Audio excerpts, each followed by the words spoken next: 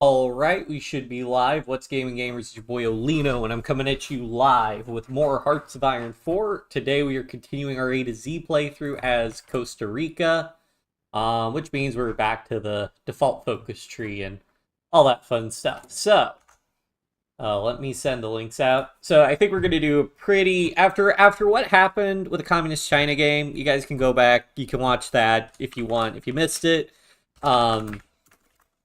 I just kind of want to relax a little bit. So the plan is, I think, for us, we're going to switch to flip to communist and join the Soviet Union, and we'll just build an air force to support the Soviet Union, and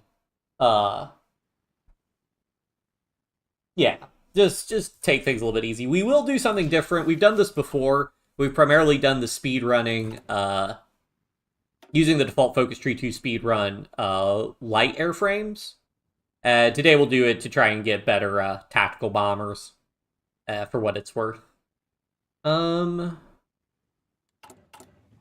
I think the big thing is we'll want to go ahead and research. Yeah, if we research inner wars, and then we can use these 200% bonuses to get those 200% bonuses to get the 1940 mediums, and that should be pretty good for us. So we'll go ahead and sink into starting to research these guys. Actually, we could probably go ahead and research the 1936 ones also, and that would get us even further along. Let's get some... Well, we're going to need this because we're going to need to research the dispersed industry to get our bonus slots. Actually, this might be an instance where we do actually want to do concentrated on account of I'm basically only going to plan on building fighters and close air support. So we're only going to have a couple production lines. And it's because we start as democratic, we are going to have to flip the long way, which is getting the communist revolutionary and then just waiting. Oh, we do get a silent workhorse, though. That's nice.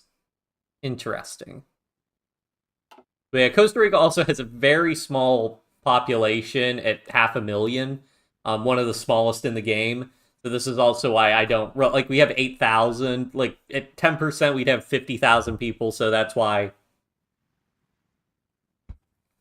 I really don't want to try conquering a bunch. So, yeah. Let's go ahead and just get political effort, I think. Do we want to try and build the infrastructure to bypass one of the infrastructure? So actually, this first one will give us 3 infrastructure, so then we'll bypass the second one since we only have a single state. So I'd say I don't think it's worth it for us to build infrastructure. We do have 1 building slot free.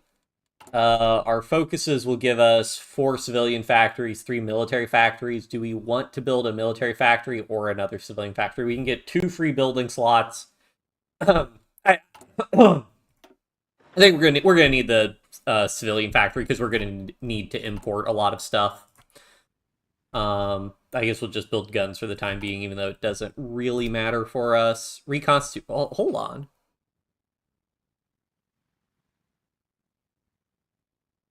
Oh, I didn't know this. Hold on. This might change things, actually. Controls Guatemala, El Salvador. So basically, we'd have to conquer all 5 of these states. That should be doable, except for El Salvador might join the Axis. That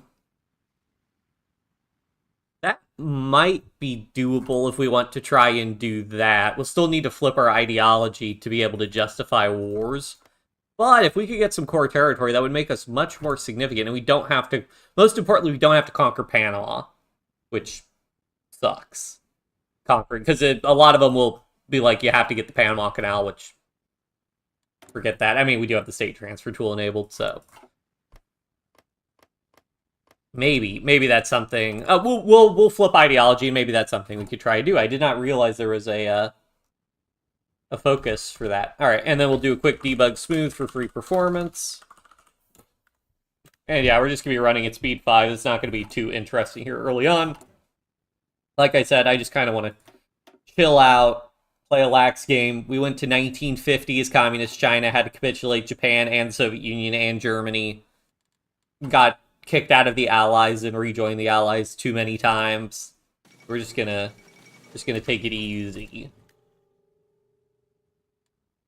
We only have 10% war support also. That is pretty bad war support. So how much does the United States start with? 5%. I think France is also pretty low. Yeah, France is 10%. UK's 15%.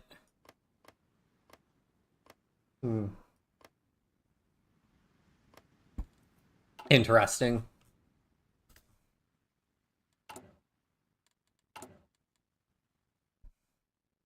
I mean, it would be nicer for us to conquer some states and we'd actually have some territory.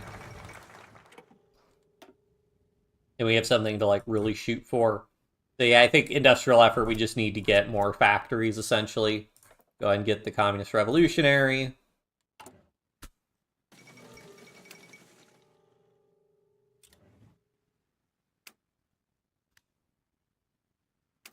Do we start with... We're mostly democratic, yeah.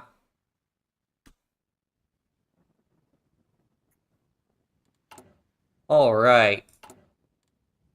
This is super exciting here, just waiting for time to pass. At least the game runs faster, man. Getting 1950 in HOI, the game runs so slowly. Which is something I'm concerned about. As they add more and more expansions and more countries that train more and more divisions, the game's going to get slower and slower, but... I don't know. Hopefully they can do some stuff to optimize performance. I wonder if there are any performance improvement mods that are out there. Yeah, I think we want to just go ahead and rush getting all these civilian factories, and getting our extra research slot will be big. Get dispersed industry for more build... Or wait, shoot. If we're actually going to try and conquer, then we might actually want to do dispersed industry, because we might have multiple production lines that make it worth it. Yeah, because for the extra 5... I mean, it's 25% extra factory output. Production efficiency retention. They really like that. Yeah, let's try. I mean, I really like dispersed. What can I say? Go ahead and get our silent workhorse when we hit 150, because we basically can't. Yeah, we can't even do early mobilization. Shoot, that means we're going to need to struggle to get our war... We're going to need to struggle to get our war support up. Go ahead and do basic mediums. And then this lets us use our 200% bonuses for other things. We tech up. I could go ahead and queue up heavy fighter, range, agility. And then I don't think either of these really matter, but range, naval targeting. I think you'd want naval targeting more. Do all that up and then never have to look at that page again. Get our silent workhorse. And then we'll want to get our army command. At air safety, bad weather penalty. We might do bad weather penalty.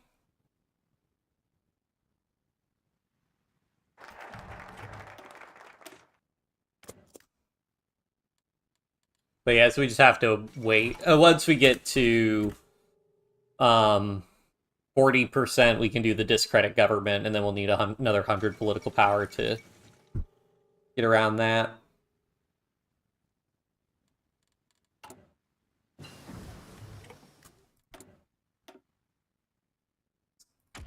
Let's go ahead and get research. We're going to need radio also if we actually plan on fighting a war, so on land. All these guys should be relatively easy, except for El Salvador. El Salvador has... They only have 1.5 million people. I mean, all these states are relatively small, so I'm hoping that, like, the number of troops they field can't be that significant. Yeah, we have to. Yeah, we're gonna have... That's why we have to go communist, to get ideological loyalty for manpower. Otherwise, we've got... Even if we get all of these as core states, this is like 5 million total manpower. It's only... Well, 5 million is 500,000 at 10%, which is more respectable, but still, we're definitely gonna need early on. We need the ideological loyalty. We'll get like maybe two divisions, maybe.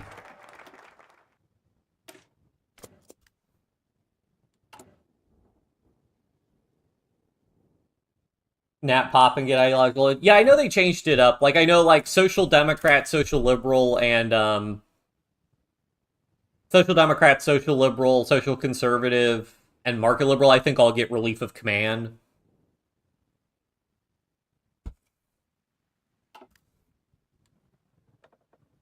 Which I wanted to use. I wanted to test with Germany, the new German focus tree in Kaiserreich for because you have that huge minus 75% army XP malice. But communists to go down the nationalist path. I saw you. Can you? So you can do collectivist ethos. So I think you can do that if you're not like if you do collectivist ethos. Like you could, if you're not aligned, yeah, you can grab collectivist ethos, then nationalism focus. But because we're democratic, we have to go communist, and then once we flip communist, we can't go down the nationalism focus. We have no way to flip non-aligned. We'd have to flip fascist, and then flip back to communist. So we can't really do that, unfortunately. Uh,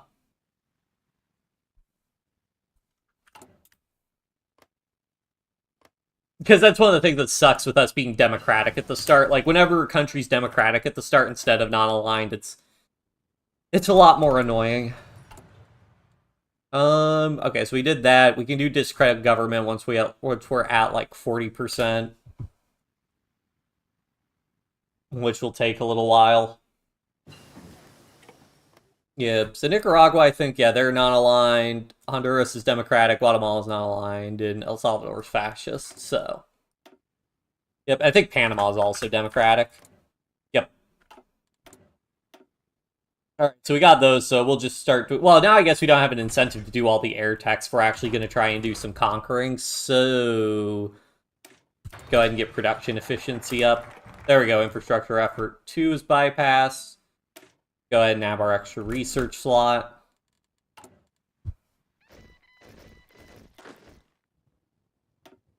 And yeah, in terms of manpower, we have no manpower.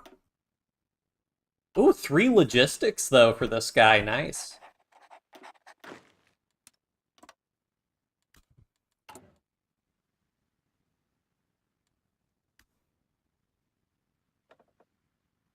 we up our conscription law? We can.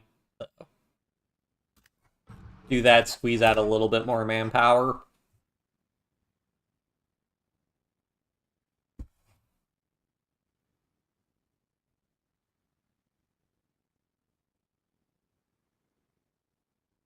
This takes so much longer having only the one contribution from the advisor as opposed to also getting the national spirit bonus and collective. Like again, okay, it's so annoying because oh, we got the plus 5% event. That's nice. It's so annoying because collectivist ethos gives you minus 0.02 democracy support, but you can't be democratic and take that, so it doesn't really do anything.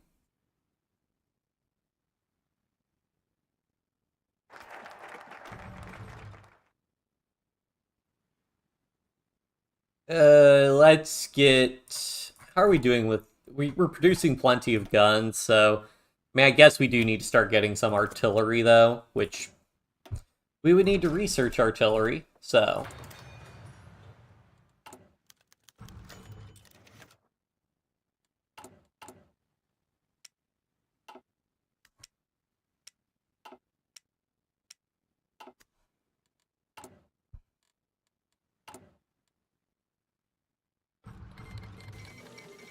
yeah, once we hit 40, we can flip. So do I want to go ahead and stockpile political power?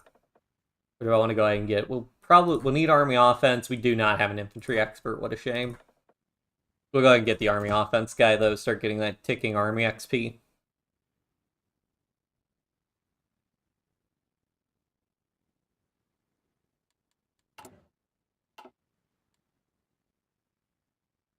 And then we'll hopefully get enough manpower to get one more division.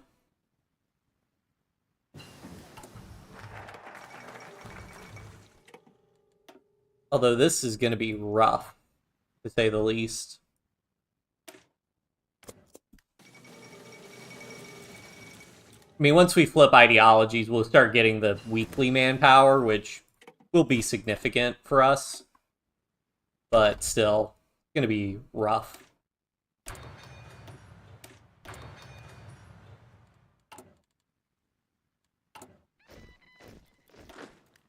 Alright, cool. So we managed to get 2 divisions out. Oh, let's put this guy also bottom tier priority, in case the divisions need to reinforce. Actually, let's stop training, because if we want to allocate support companies or anything, we'll need to do that.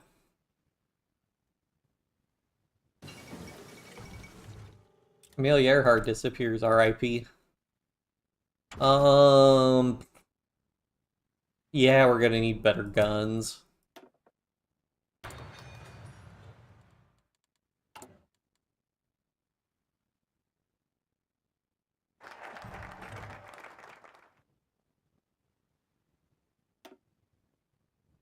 Let's go ahead and just keep doing armament effort.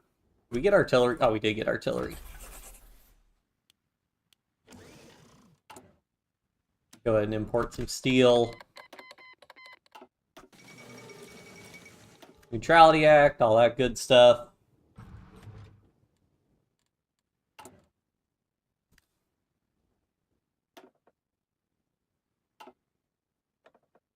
Who else do we have? War Industrialist, Captain of Industry, Popular Figurehead. I don't really care for any of that stuff. We can go to early mobilization. How many more days do we have? It should be less than 100 days.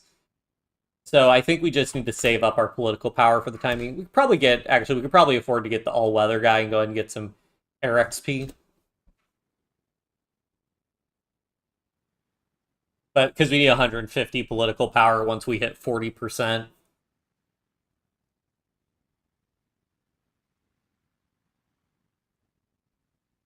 This looks like it must be a .003, a .033. Oh, there we go. So I think that got us to 40. Well, we have to wait for 150 political power to do the referendum.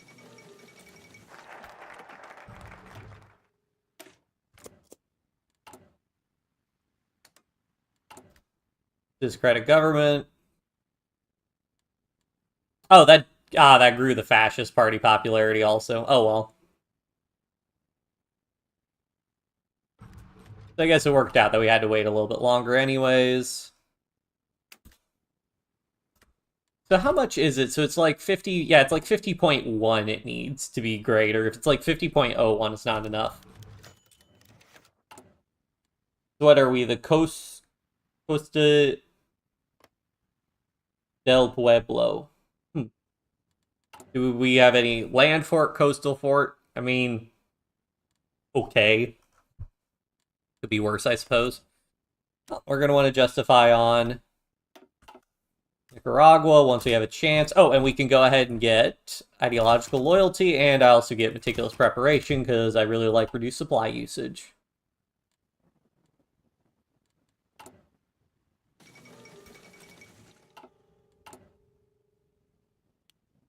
We're going to need more artillery.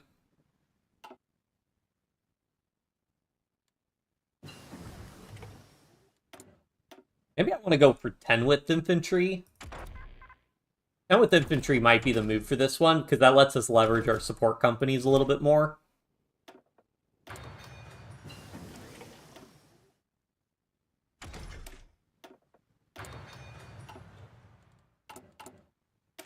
So yeah, let's go for 10-width.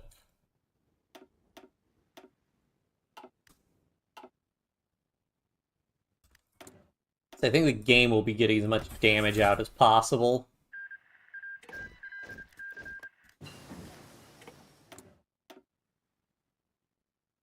Instructions, support weapons. Yeah, let's just try and squeeze out a little bit more soft attack. How much political power do I need? 45. Let's go. Now, hopefully these guys shouldn't be able to get that tough of divisions, but we'll see. Do I want to go collectivist ethos to get all the political power from this, or would I rather get army effort?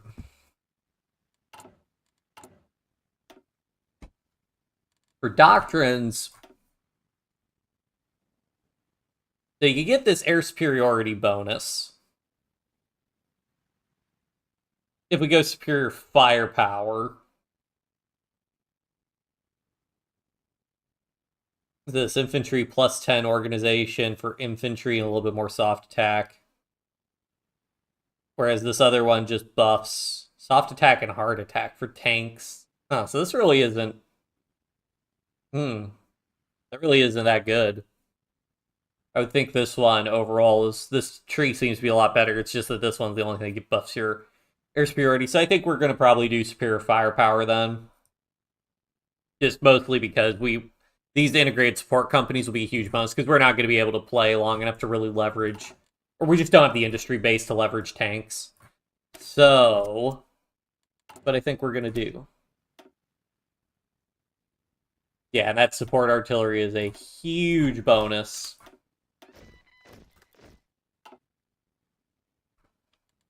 For our army. How much is this 5,300 manpower? Because, yeah, these use 300 manpower. Every infantry battalion uses, like, 1,000 then. Yeah.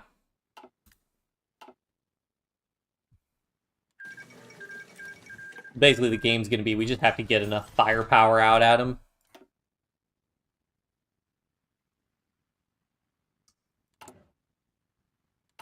So, the question is, are we going to need more importing? Or are we going to need more equipment? Let's build another civilian factory. We usually end up needing more, We always underestimate how much we need to import at the end of the day, so... Yep. Exhilarating gameplay, though. I guess we can up... We still need to get our war support up, but I guess we could go ahead and go to early mobilization if we want to. Do we extract anything? We extract a little bit of chromium.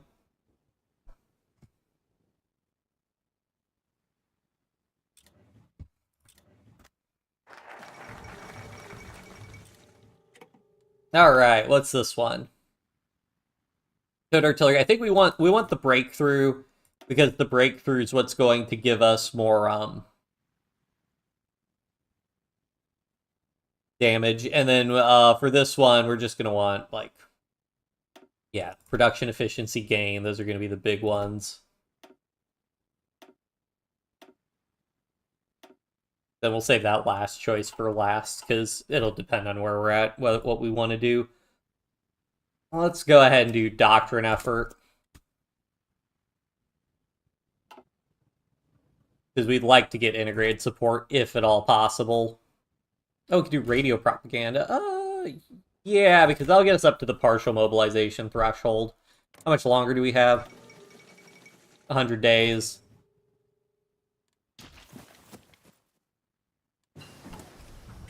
So we should be able to mobilize. Hello, Mumupra. Hope you're doing well. Let's get...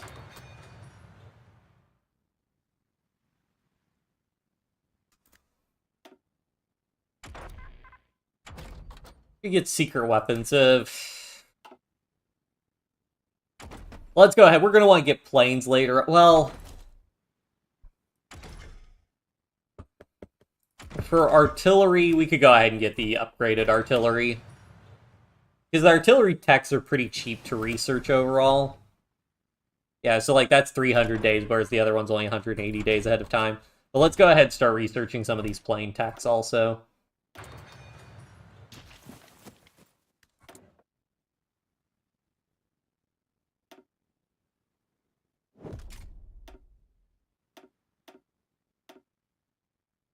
I'm of the opinion you basically just want the equipment to be as good as possible now.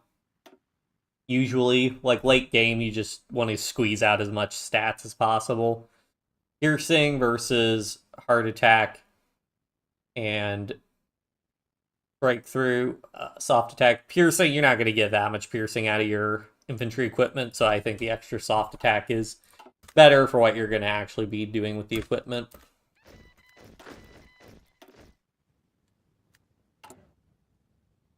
We actually afford, I think we can afford to train 2 divisions. Only a couple more months. Oh, let's go ahead and get, we can get the airframe research speed. That'll be good for teching up, get another doctrine effort, and we can go ahead and get superior firepower for more soft attack. And yeah, plus 10 org, but then these integrated support companies are the big bonuses we really want.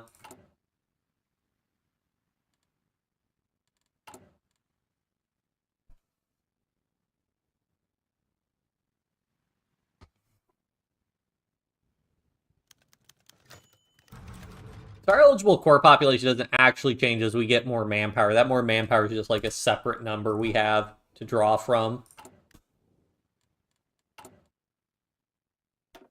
So we want to get partial mobilization. Yeah, 50% war support. It'll be rough to get up to 50% war support. I mean, I think we'll probably get there once world tension's completely maxed out, but until then, we'll want to be at partial mobilization. Let's go ahead and do engine.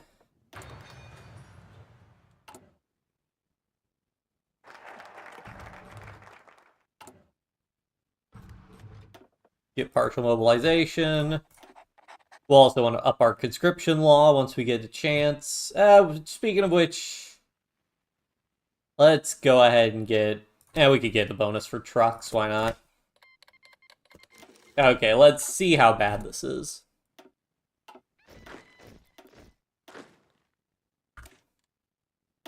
Go ahead and drop a save.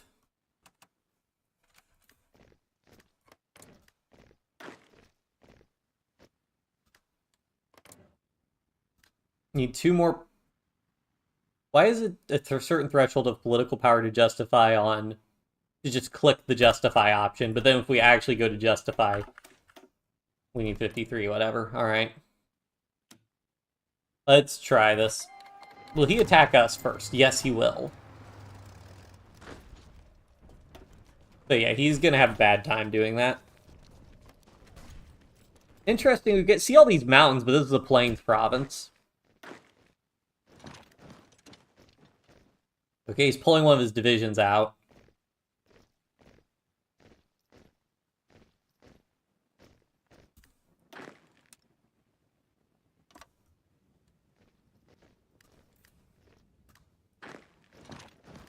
Concentrate all firepower on that division. We should be able to break him. Yeah, so these aren't very big divisions. What even is this division's composition if he's got...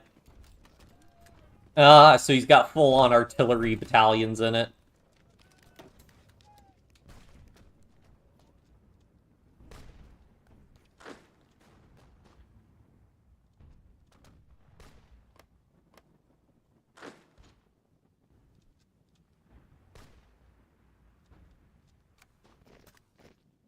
Okay, let's attack those guys so they can't move. Wait, can we actually... Well, I doubt we'd actually win that battle. Let's go ahead and research support equipment. Yeah, that's what I thought. Just make sure that they can move in. Yep. Okay, cool. Now this, what should happen is this should mess up. He's going to try and defend all these provinces. And then we should just be able to take the, this one. So I'm actually going to cancel the front line order. We'll just pull all our troops here. Wait, do these troops... This province doesn't border... No, it doesn't. That's what I thought. We'll just have all our troops attack those guys there, which... Is there no river crossing there also?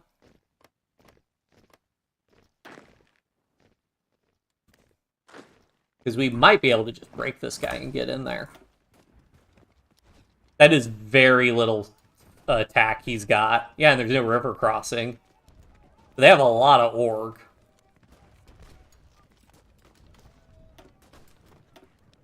I mean, we should just also hopefully be able to attrition down all of his equipment.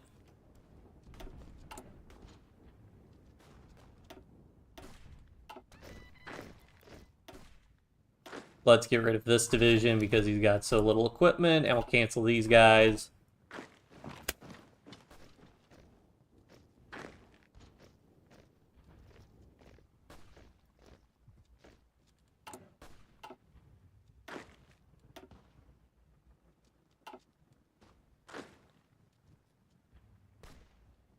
This guy's a pretty good amount of org. Let's send him in.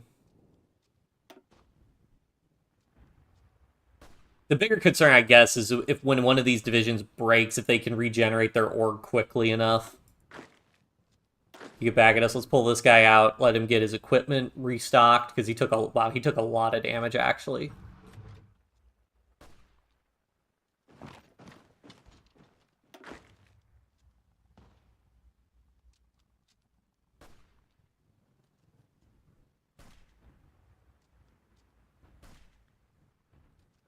That's kind of crazy, the amount of damage they're actually taking.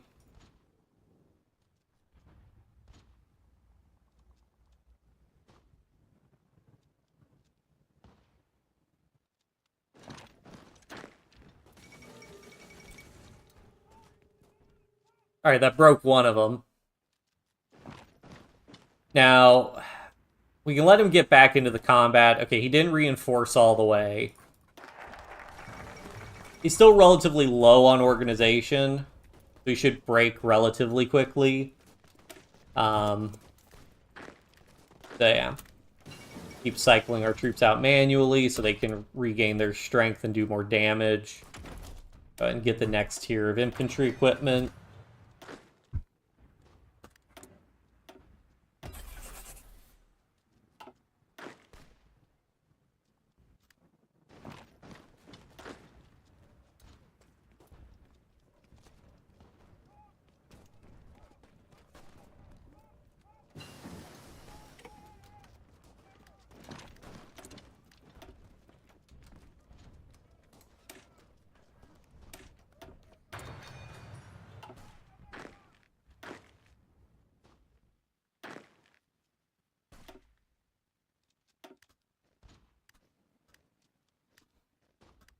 $15. Okay, so what we could do is we can split this guy off. I think I have to give him a field commander to be able to do orders. Order a force attack. And then these guys should be able to break him there. Yep, there we go.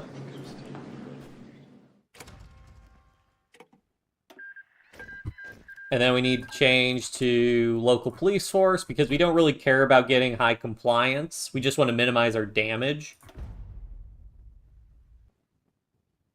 Because we're going to be able to core all of this. Why do we have to... Why is it so much more expensive to justify a war goal on this? Because they did neutral foreign policy. I think.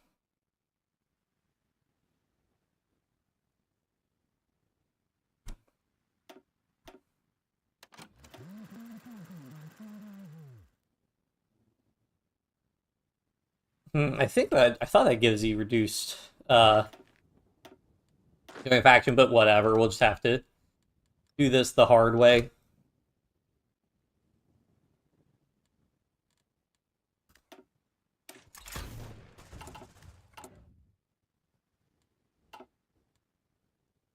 How much damage did we take overall? We took just attrition's what killed us. We actually didn't lose a single artillery piece in combat, which is odd.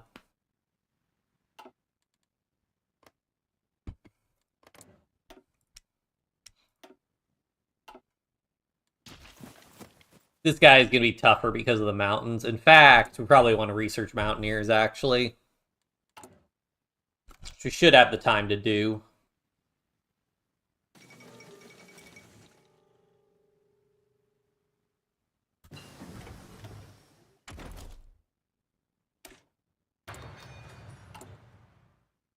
Did we not do the... Wait, so it's 300% for truck, but that doesn't apply to early truck? Huh. Okay.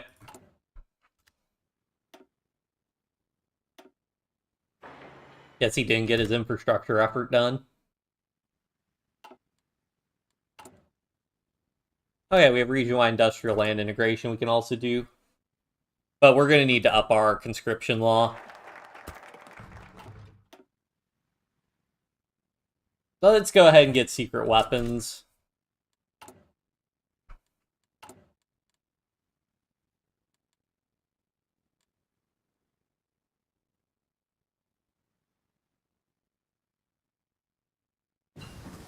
Is there a river that runs all the way? Wait, okay, so there's a river there. I'll delete the order. Okay, so in theory we can attack this place without a river crossing, but unfortunately that's the mountains province, which is still kind of rough for us.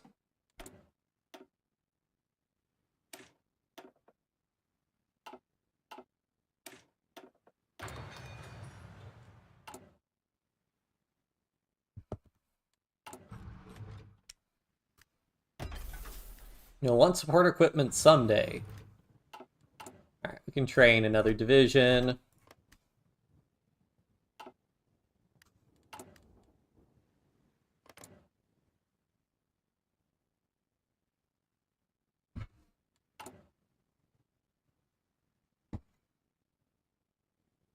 Need 150 political power to up our conscription law, which will get us another 10,000 manpower or something. Oh shoot, we don't have a because we only have the one template, we're putting artillery in this, unfortunately. I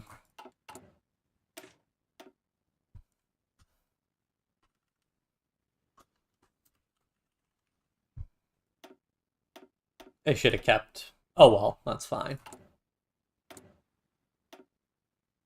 There we go. That's much cheaper, because support artillery doesn't help your garrisons. Surprise, surprise.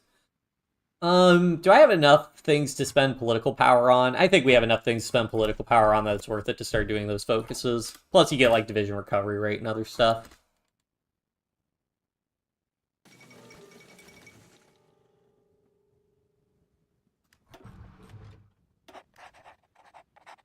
Hooray for extensive conscription. So we should be able to afford to do 2 divisions here. I'd actually be able to get away with 3, actually. Oh, hey, a medal. Supply consumption, nice. Can't afford that, but later, when we have tons of political power, it'll be useful. Oh yeah, is there... Okay, we have some convoys for distributing supply. I mean, that's the nice thing, is that I guess there are a lot of supply hubs here, effectively, for us.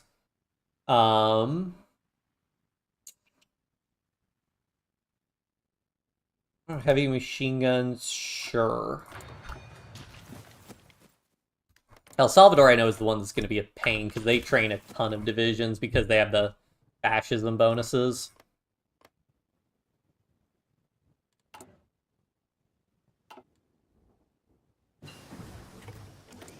Everybody else should be relatively easy, I think.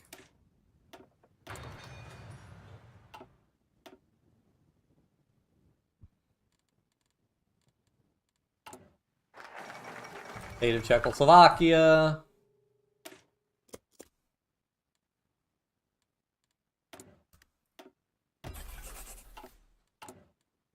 Not bad of a production efficiency. Mouse only minus 5%. Eh.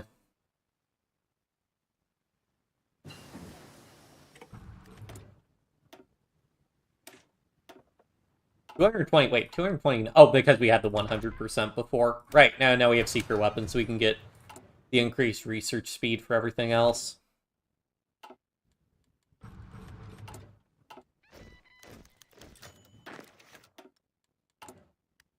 Oh, we got Mountaineers. So we got a flat Mountaineer template.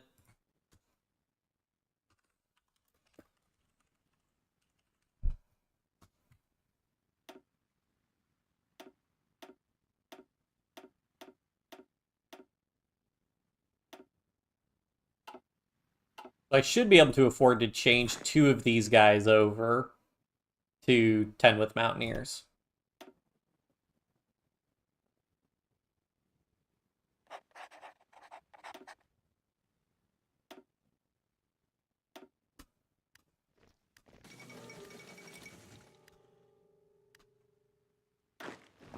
Which, overall, what are the stat differences? Can I have both of these open?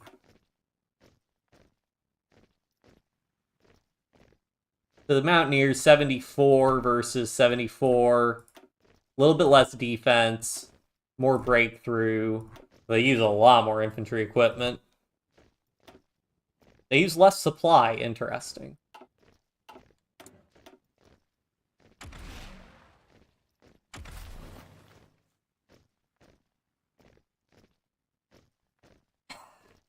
I don't know if we want to save up for...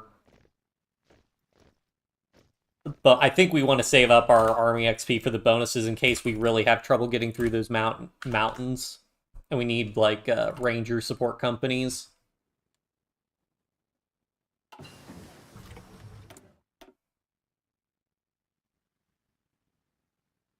Let's get survivability studies.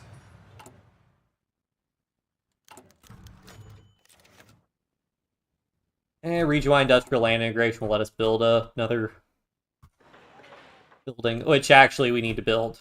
Still civilians, because we're going to need to import a lot. I think we're using all of our... Oh, wait, that was only, Shoot, that's only... 4, that's right, because we're using small divisions, so we can have even more Mountaineers.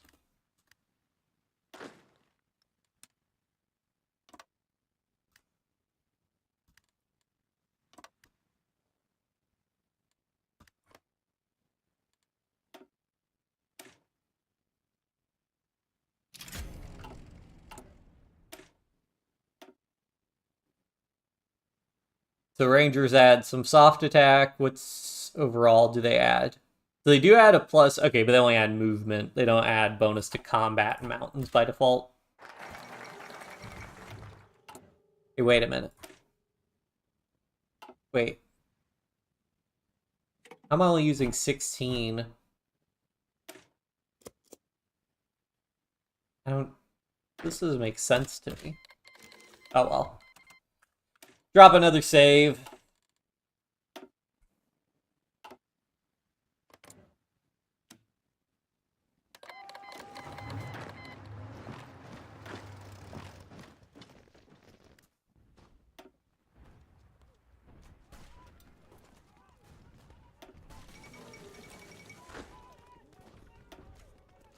And we're not using the full combat. Whoa, what are these guys doing?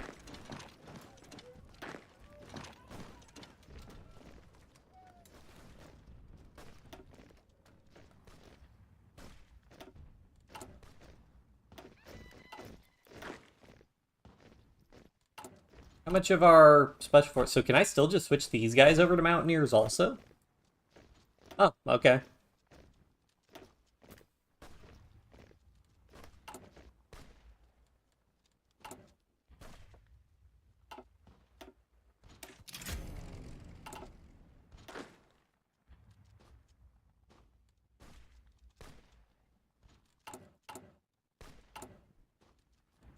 Okay, now we've used up all of our special forces cap, so we'll just train some regular divisions, make them low priority. Because we're going to need a lot of divisions for El Salvador. Throw those guys in there.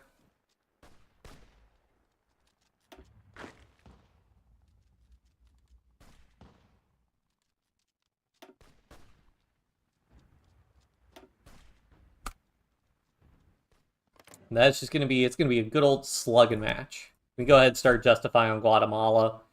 Yeah, we'll go ahead and start justifying on them. Now, hopefully, with El Salvador, we might do things a little bit cheeky.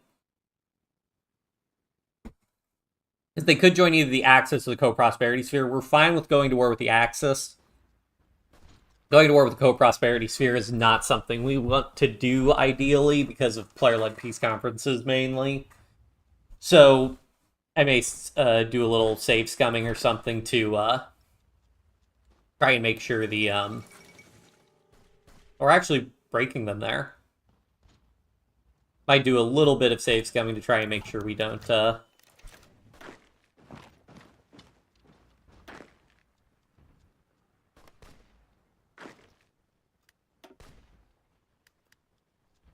kind of bonuses can we get? More division org? Yeah, not great. Well, shoot, keep pushing, because if we take that, we can just encircle him outright, and then he'll get the encircled penalty. And that's plain, so pretty easy to fight there. Are we getting the river crossing? No, we're not getting river crossing anywhere. Just the terrain malice. Nice. Now he should get the encircle penalty. Or at least his divisions will just pop their helmets at least. Yep, yep. And... yep. Alright, cool. That wasn't that bad.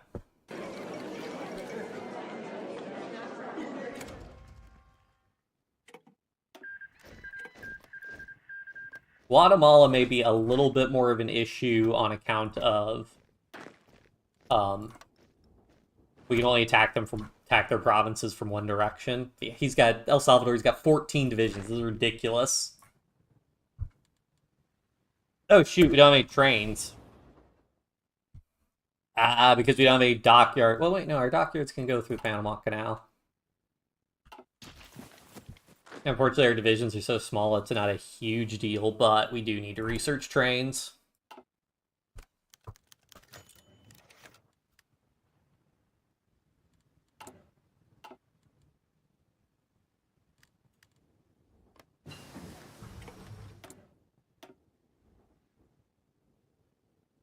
Trains. They are important. We can also...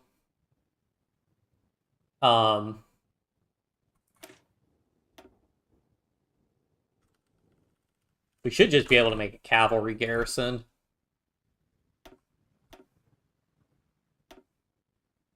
Uh...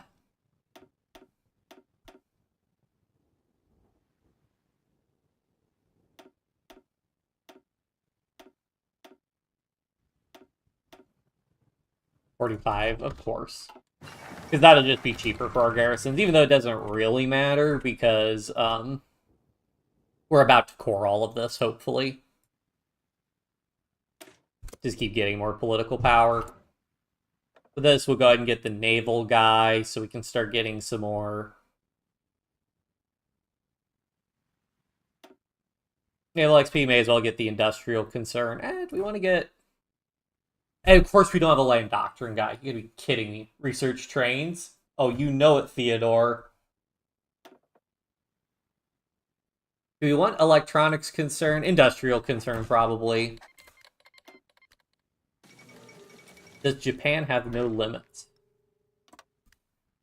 Let's get... Playing. So how many divisions does he have? Okay, only 2 to 6, so we should be able to beat him.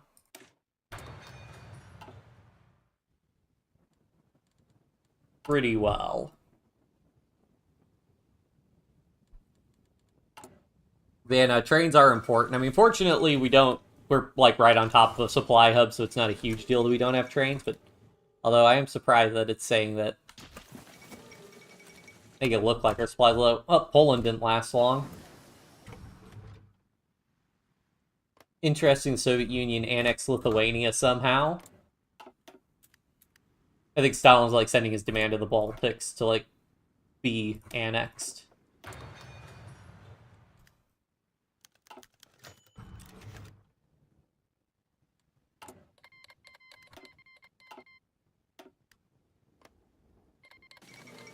End of the League of Nations. Soviet war on Finland. Yeah, that goes. Because occasionally the Finland will take Leningrad, which is always really funny. Doesn't look like that's happening this time, though.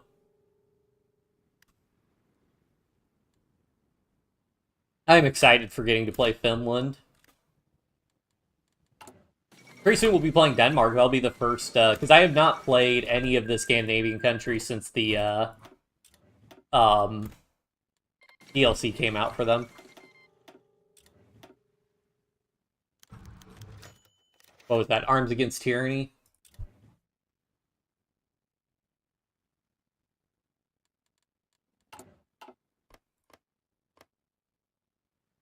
Okay, so it's just planes and planes to get to Guatemala.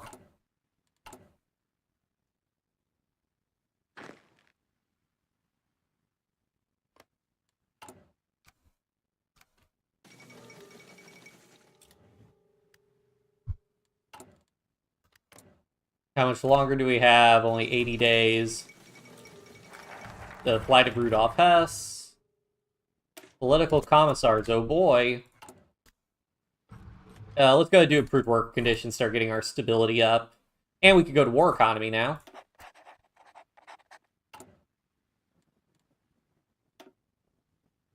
Man, we are getting these guys before I guess they're doing their infrastructure concerns, which kind of sucks because they're not doing their, we're not getting the free factories from them that they could get if they had rushed their factory path, but oh well.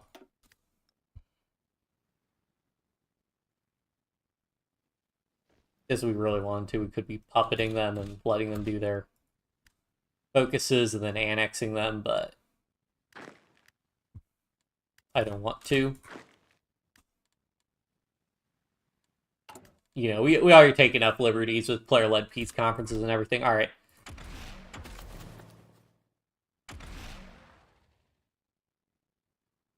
Well, Rangers doesn't really benefit us anymore because El Salvador we're not going to have to fight in mountains. So yeah, let's just keep doing our regular doctrine. We can do our air doctrine.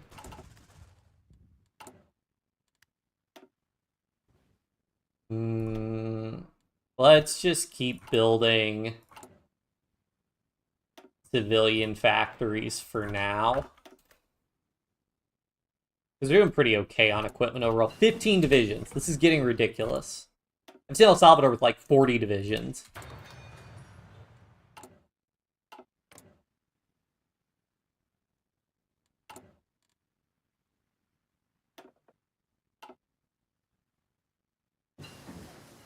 Oh boy, trains.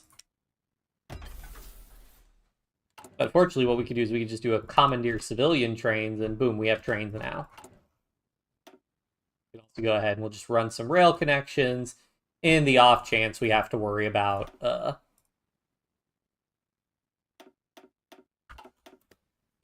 convoys being raided, which I don't think we do because I don't think any of these countries have a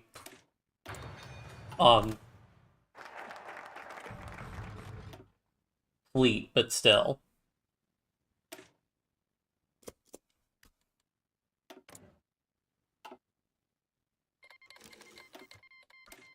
Drop another save.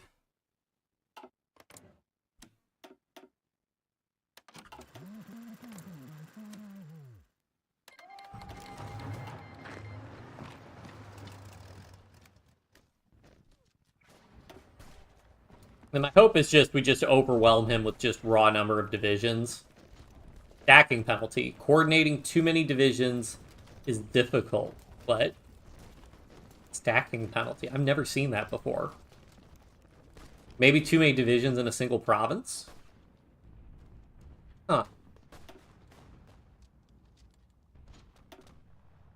Either way, we seem to be breaking him pretty quickly.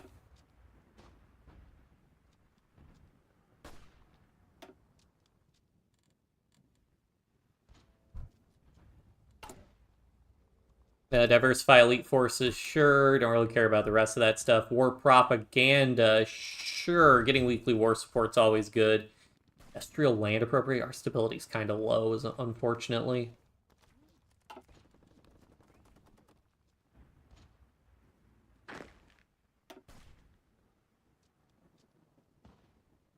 Go ahead and have this guy stop so he can start regaining his strength and organization.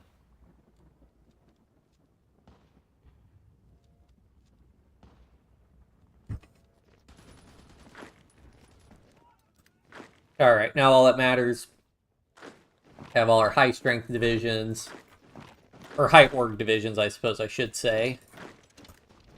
Have them all attack his capital. Rest of these guys, if somebody can move in there, just block him up.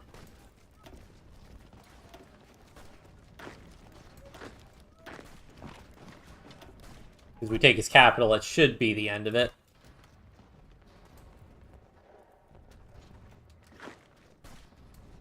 Yep.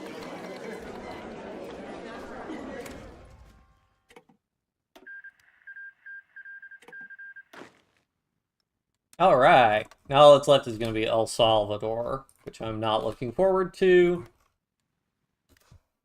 But I have some ideas how to deal with this. So one of the things is we can attack this province from 3 directions.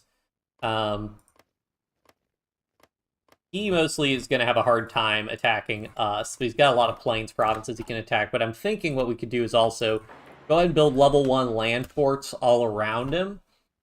And then we'll just let him attack us initially, and that'll probably, get some of the strength out of his divisions before launching a counterattack, because otherwise this is going to be a real pain. I mean, I doubt these are very big divisions, but still, like, 45 total infantry battalion estimate is quite a lot of potential infantry battalions. Need to research trucks also.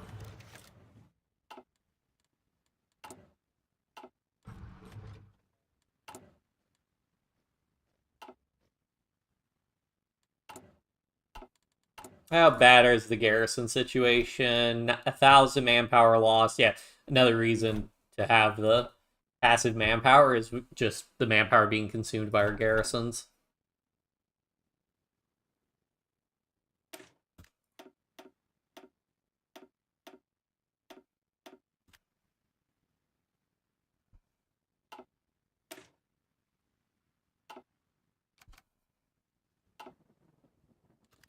Did we reduce the combat width of our mountaineers at all? No.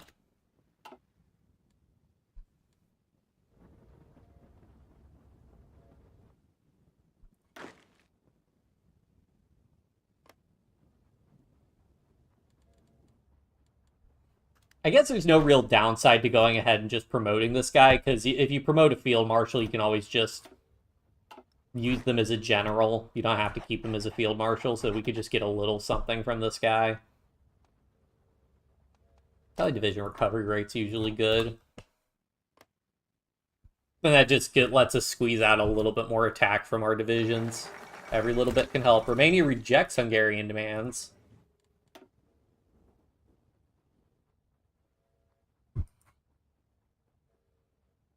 Oh yeah, we do this so we can actually start researching those medium airframes I talked about. Would be nice.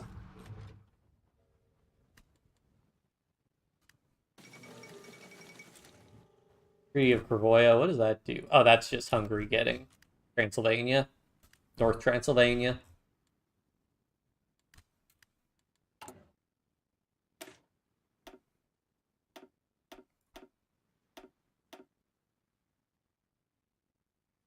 Yeah, so that's like 33% more suppression or something. So now we switch these guys down to cavalry garrisons, and that means they take a little bit less damage and all that good stuff.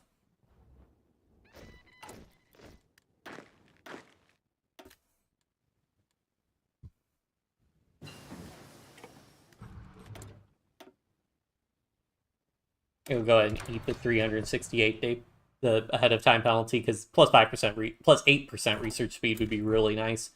Unfortunately, none of these guys are particularly good, but I guess we'll do division attrition. It's something.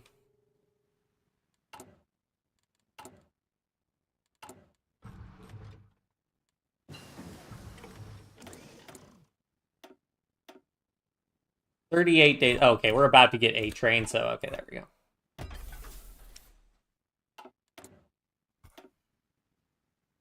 All right, let's get engineer. We need to get back to researching the planes. I mean, shoot, do I want to go ahead and research the 1940 mediums? I mean, we just use the 100% time bonus, and now I'll just go ahead and research this.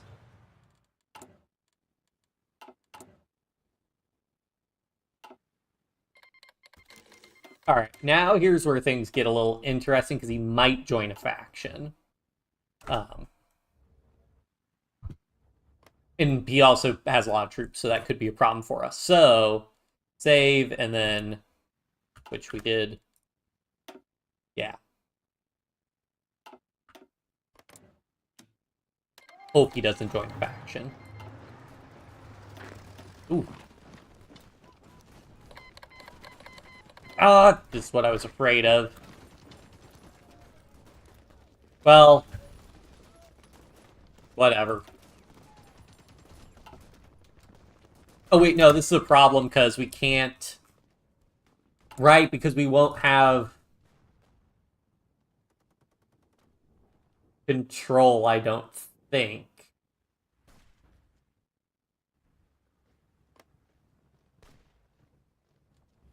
Shoot. Was what I was afraid of.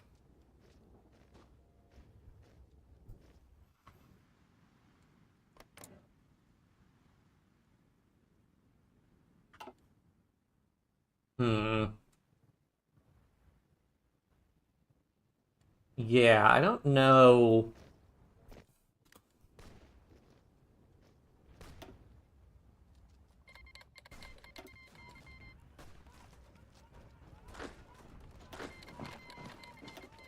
You know what? Let's... Oh, invited to the Chinese United Front. It would be hilarious to join the United Front. But we don't want to, because then if China capitulates, we would get knocked out. So let's not do that. I think the problem is this might prevent us from joining... Actually, wait, hold on.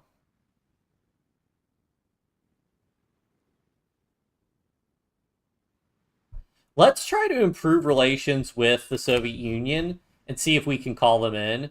Because we get the Soviet Union at war with Japan early, this could be really good for us. Go ahead and get some dockyards. Or I might just do a loud Diplo.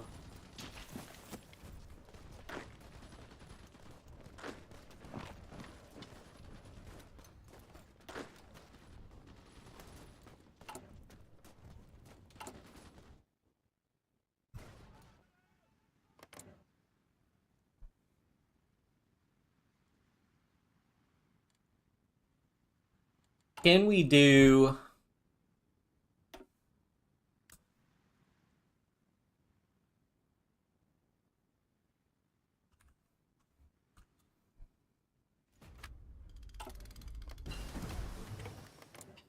The problem is we also can't really do spies against the Soviet Union.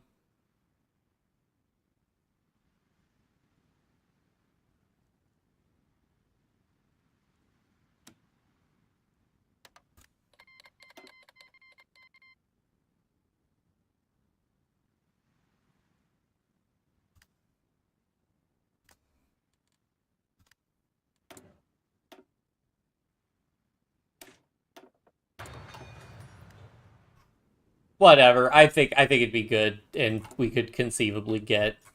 So the problem is at a plus 100. So the highest we're going to be able to get this is a 70 modifier, which means that the only penalty is that we're.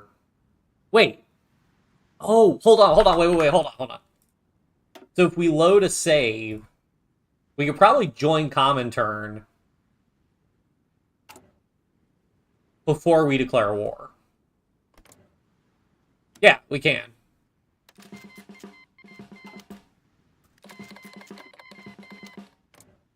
And now we're in Comintern. We get the war off before the US revokes our guarantee.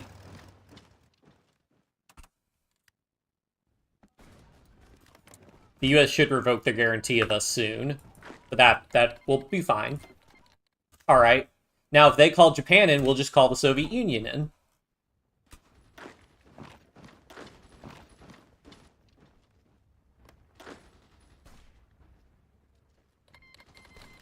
Alright, cool. That's fine. That's fine with us.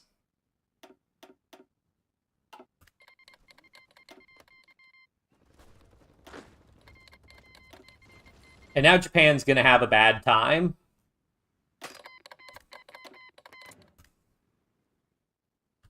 And this might actually be good for the Soviet Union, because this means the Soviet Union will actually start, like, mobilizing a lot sooner. I doubt the Soviet Union will be able to navally invade Japan, but it should be fine. Oh, we could do technology sharing now for a research slot. This is fine.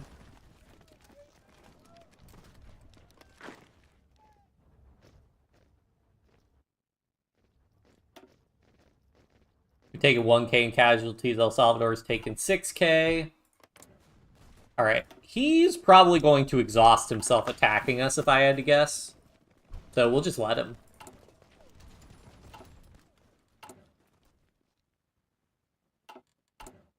Should be able to go up to... we don't have the war support for service by requirement.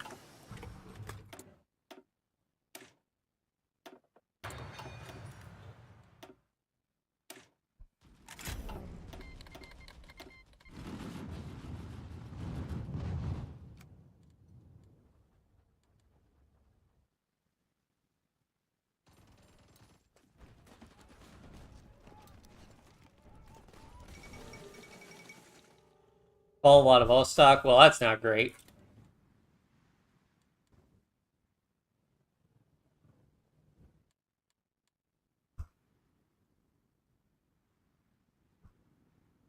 I mean, that's going to take a lot of pressure off of China, though.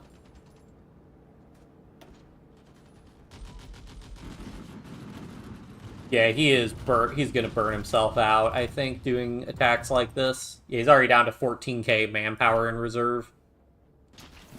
Let's go ahead and do an intelligence agency again.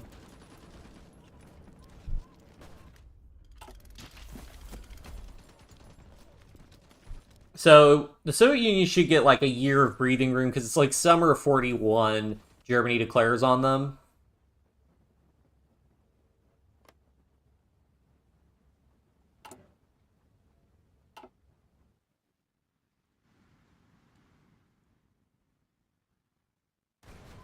The question is, are they still keeping... Yeah, we'll see.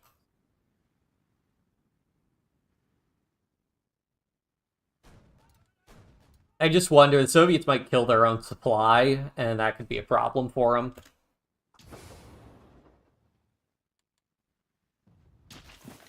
Could literally fix... Oh, right, we're doing agency creation.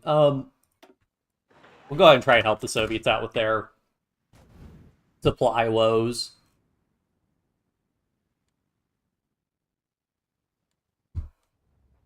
Why are they sending us troops? You gotta be kidding me. Let's see how well we can do if we try... Well, no, let's try to break this province. We'd have a much better chance.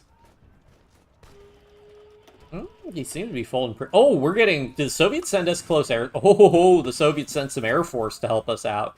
That's what we like to see.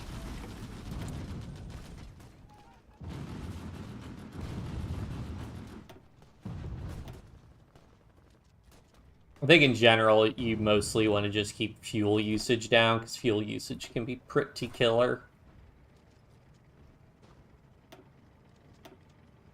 And any more decisions from that, I will make those decisions when the time comes.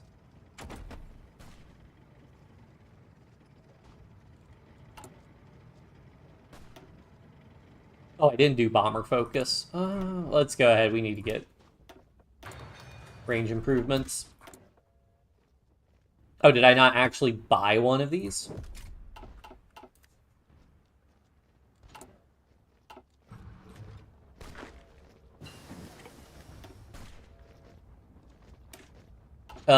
For these ones, we go naval reform to get more naval XP.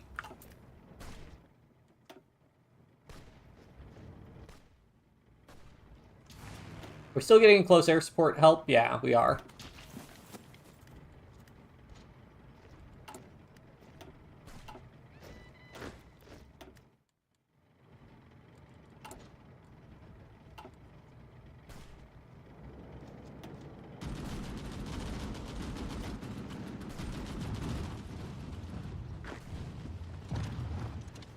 I don't know if it's worth it to try and keep his troops locked up like that.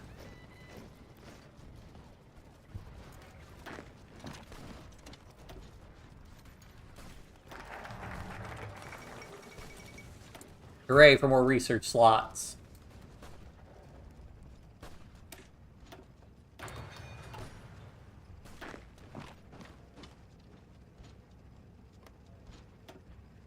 Come on, as long as we keep getting close air support, we have a chance.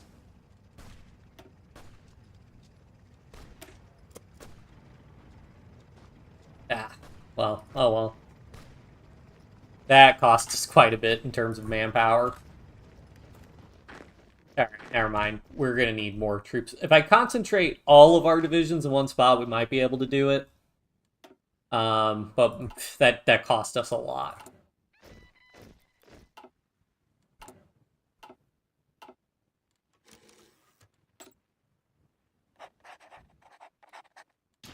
I think it's actually worth it to build an intel network on this guy because having an intel network, I think, will benefit us a little bit.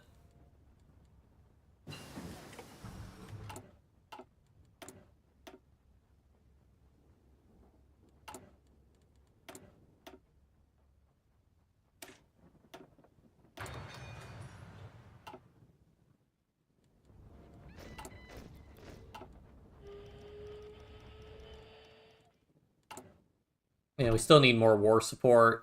Import ally propaganda films, yes, please. So, we need 60% war support.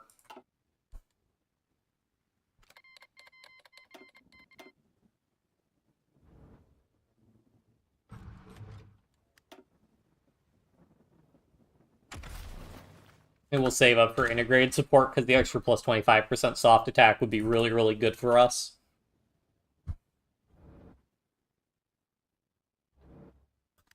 We could probably...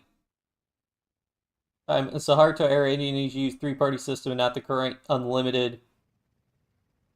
So what, there were only allowed to be 3 parties total? Presumably approved by the government?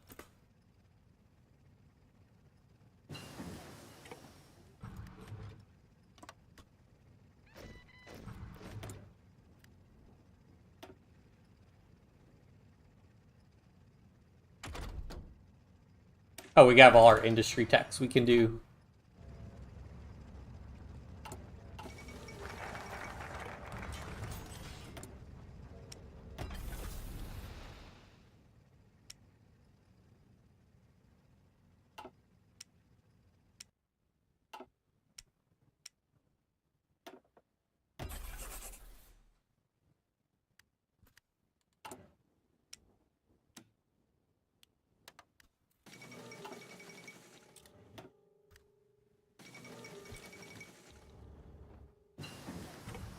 How do we import by sea from the United States? Don't we have a land connection?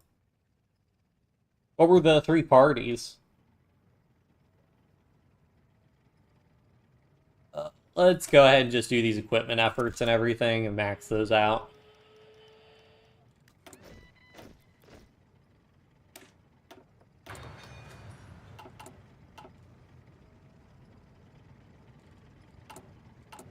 Any other way for us to get... Because war support from casualties. We didn't take that much from combat casualties. Ugh.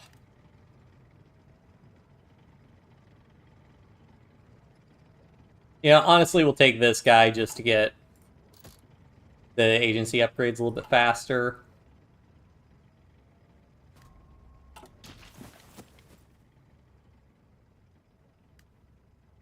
Military officials, so there are only 360 total effective seats. I see.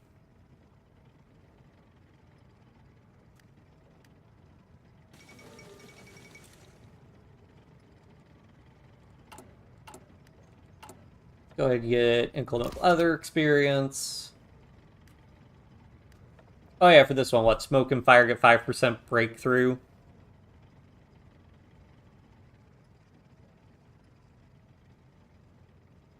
Or loss when below 25%.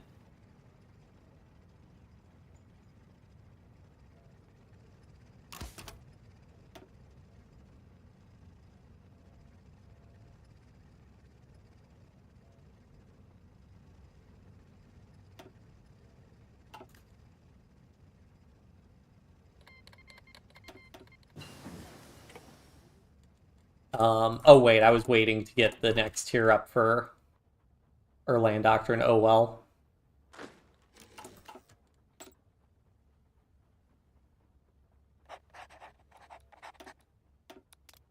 What else do we need? So, like, what's our reinforced situation?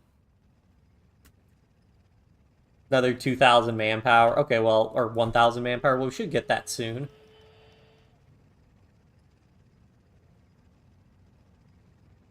We get 500 a week. Oh, did we build that dockyard for... Nope. The Soviets have had their supply lines really messed up by the rail lines getting cut. Try to fix that for them.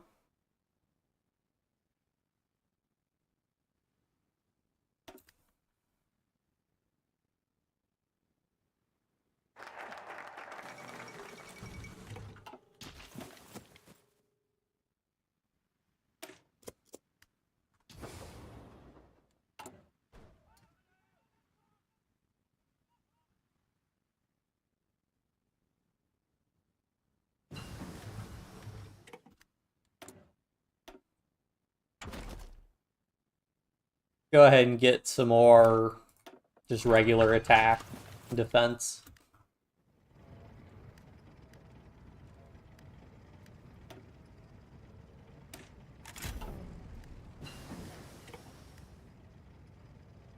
Fully reinforced.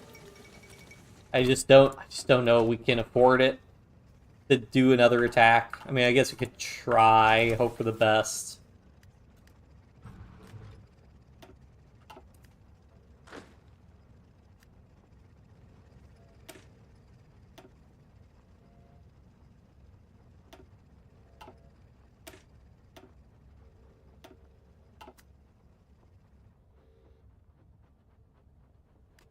I guess I could try to train all of these guys up to regular at least, and that gives them a plus 25% combat bonus. So yeah, I should really try and squeeze everything I can get out of them.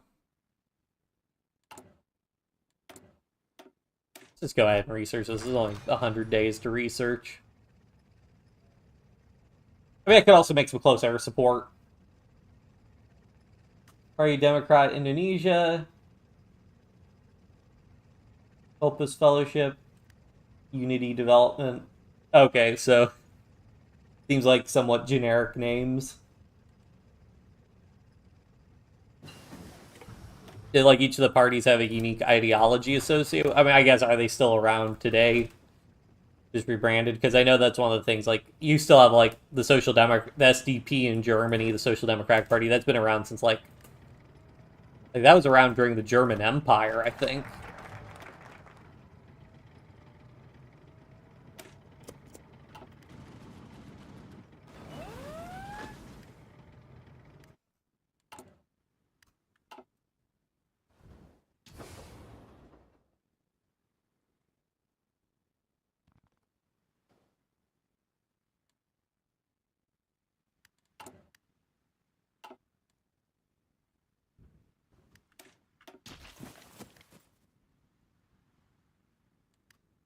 PRI in Mexico is also still around and relevant. Interesting.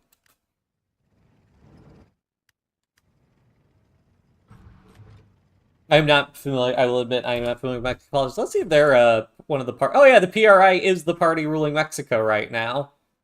Lazaro Cardenas, refounder of Mexico.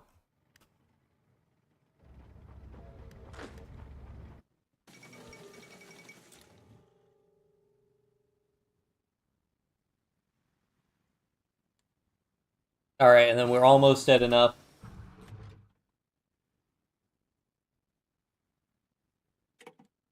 Ah, interesting. Yeah. Huh. I did not know that at all.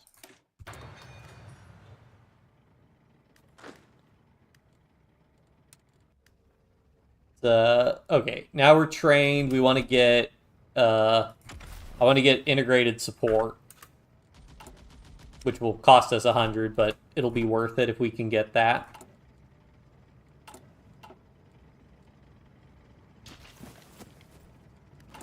We need as much attack power as possible for this.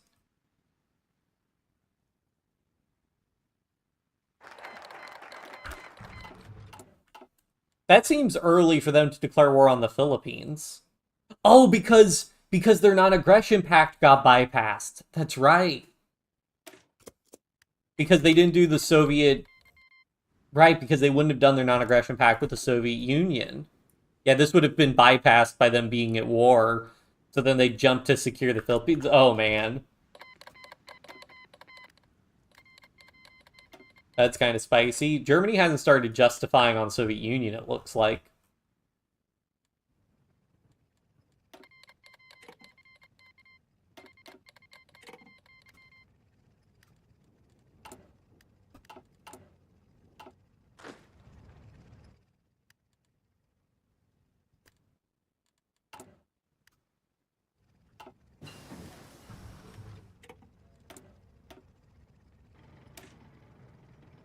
I want to go ahead and sink in the 405. No, like, we need to research these. So if I build some close air support, also that'll help us deal with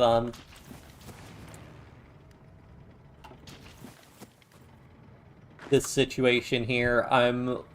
We'll get to 100 Army XP, and then we're going to try and launch an attack, and if that fails, we'll just have to wait.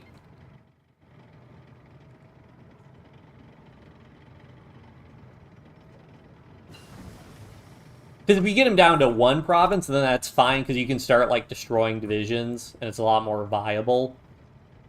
Okay, we want to save that 2-year ahead of time one until we get a bigger ahead of time gap, so we'll just wait until 1942, research the higher tier guns, and then use that for the next upgrade beyond that. Enable him. The absolute madmen of the United States.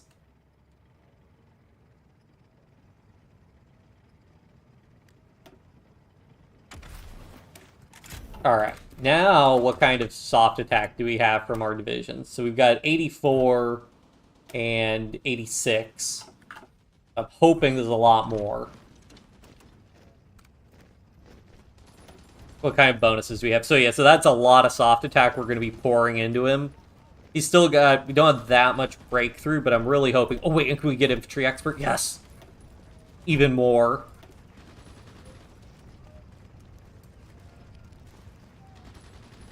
Because it's just a matter of taking this province. We just need to take this province.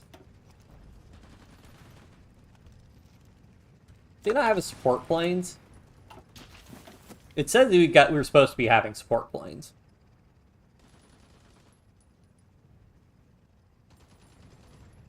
Stacking penalty. I still don't get what that stacking penalty is supposed to be.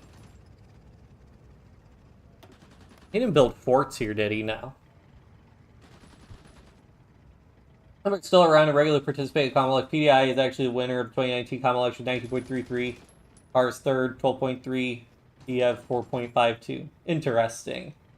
Do they have a coalition together, or are they just like distinct parties? Or they have like opposing ideologies, so they don't coalition?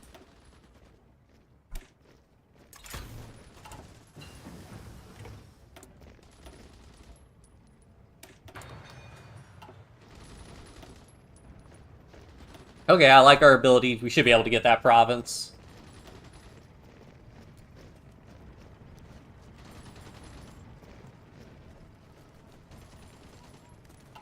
Alright. No, Soviet Union, why? Why would you do this? No! Why would you... Okay, hold on. I can take...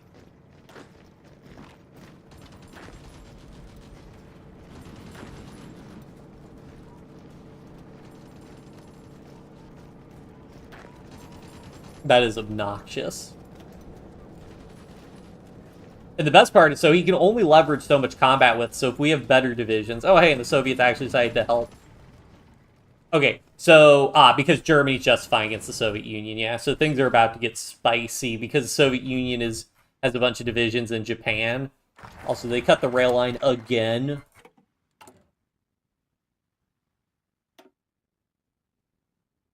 Soviets, please.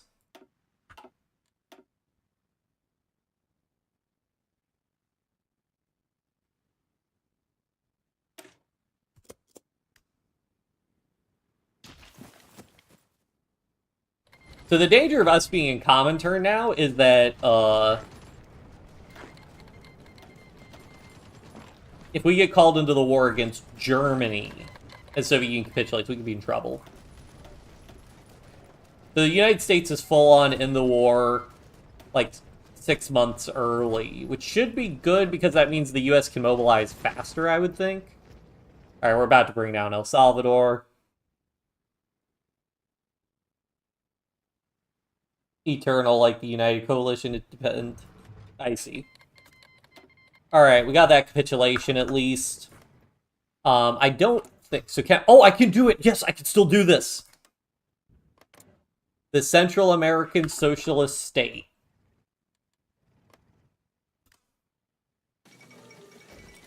Oh shoot, I didn't read that event. Do I have an autosave? Yeah, I want to read that event again.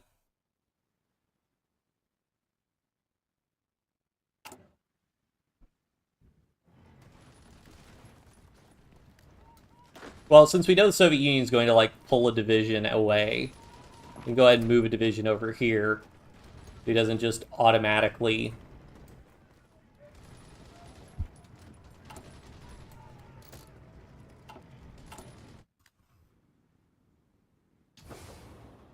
And we'll fix the railway for these guys again.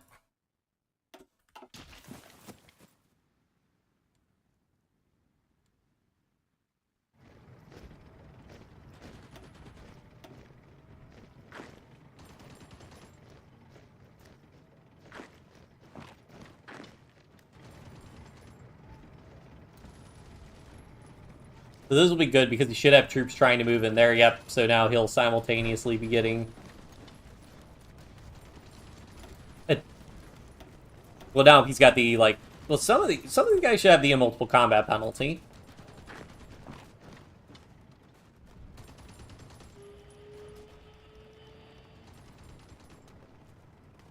National Army Support goal card, meaning before even the election goal card, you have 100 seats secured. Yep. Sounds kind of like the super delegate system that some political parties in America had or have.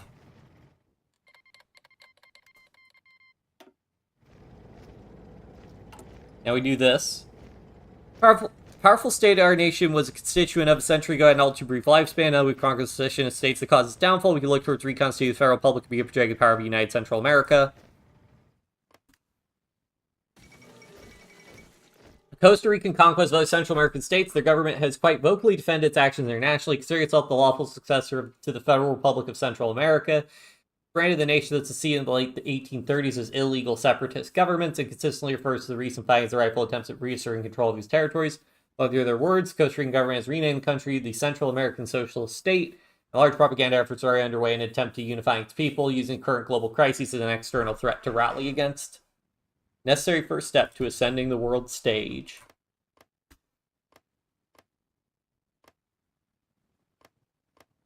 Hooray, now we have cores on everything. And I'm going to use this as an excuse. We're just going to state transfer tool ourselves. The British Honduras is basically being justification for like, hey, we'll keep supporting you guys in the war, but give us Honduras.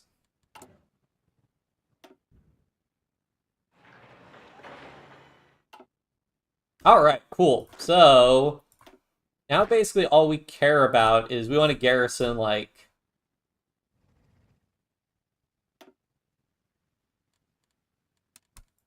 the coastline, essentially.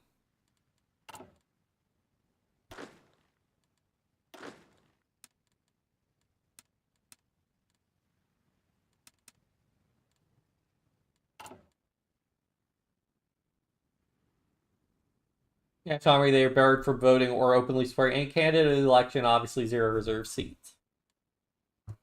Not too surprising. If the military used to be so involved politically, presumably people don't like that.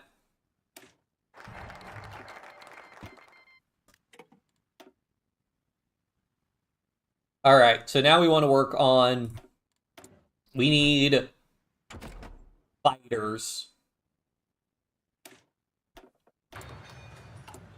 So essentially... we just need to design a fighter to help out the Soviet Union as much as possible in terms of fighting.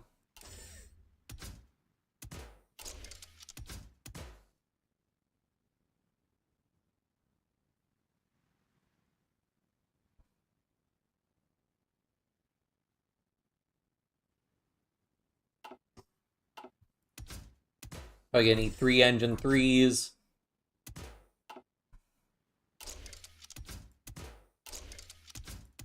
Armor, 1 set of extra fuel tanks like that. That's pretty solid overall, I think. What's tagging our agility? Oh, I think just adding weight tags agility overall.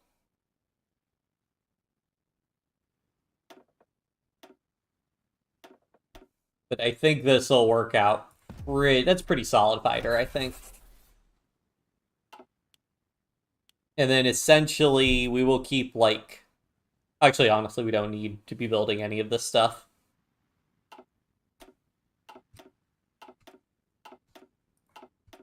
We're just going to be trying to build fighters.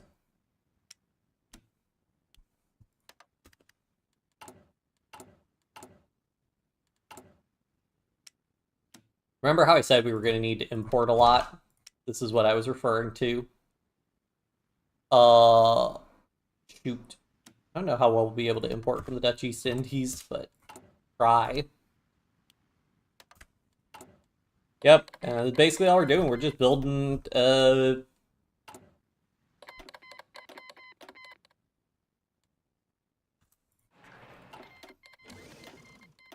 building fighters now. And then eventually we'll build close air support.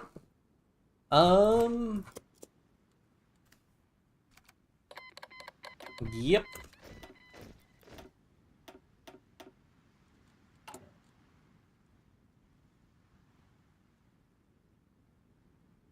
We're really gonna need to get our stability up.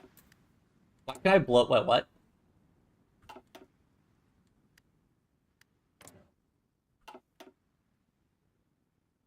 Carto Party, PDI is renamed Carno PNI. Ah, I see.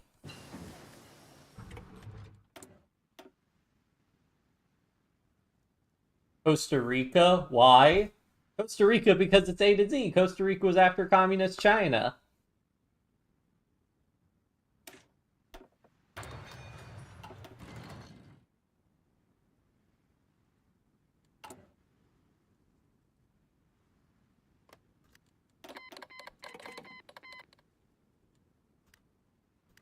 Except all of those, let's go ahead and start deploying our fighters over by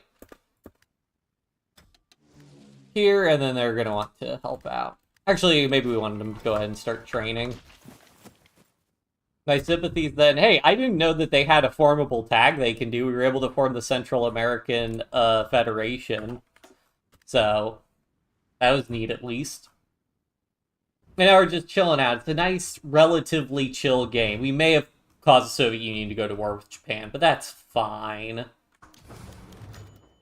Mutinies in the... Oh, you gotta be kidding me. Held a patriotic speech before the mutineers. I think it's because our stability's low. Yes, you can have non-aggression pacts. That's not good with our convoys getting raided.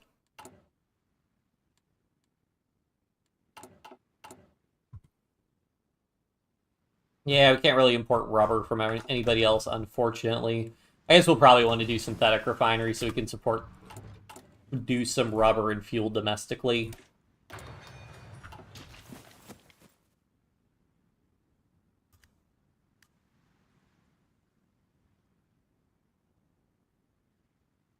And Jokowi is the current president, right? Or Jocko, I have no idea how you would pronounce that. I'm sorry if I'm absolutely butchering that. Let me guess, we're taking a war support hit from convoys raided. Finish continuation war, alright.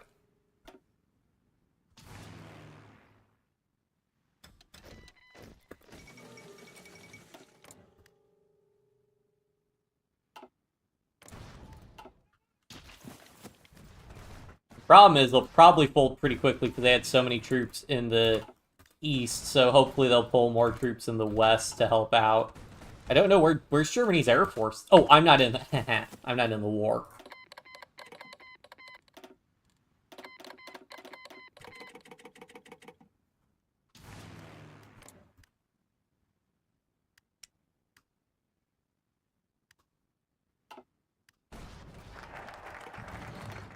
Which is probably been a bad idea to join, but what's the worst that can happen? We get capitulated and lose. Oh well.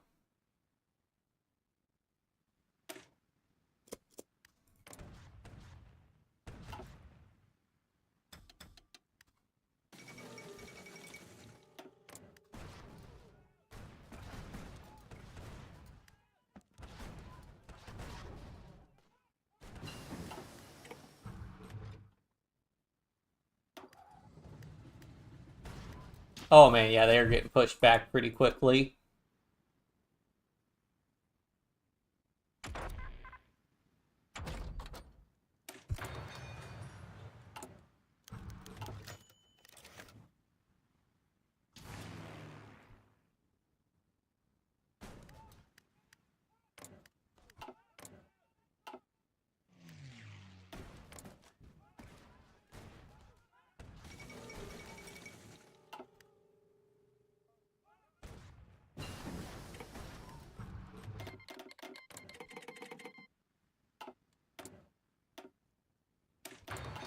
I'd hope the Soviets would have mobilized a lot more, but they're not doing hot.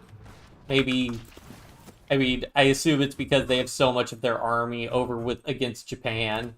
But it looks like they did manage to contain Japan.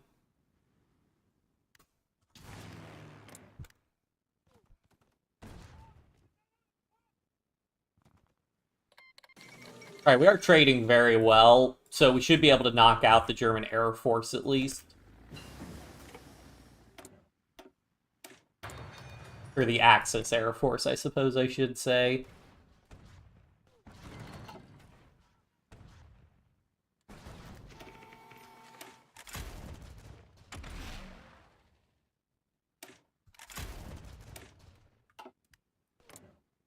And then once we get some close air support, then that should help out the Soviets quite a bit. Assuming that, you know... I mean, eventually they'll run into the problem. They'll just run out of supply. How many casualties have they taken already? 500,000 versus... They inflicted 340k, so...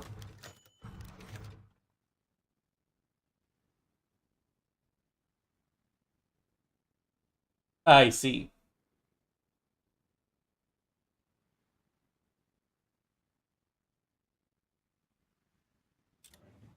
Man, got a little bit of stability there. Let's improve our worker conditions.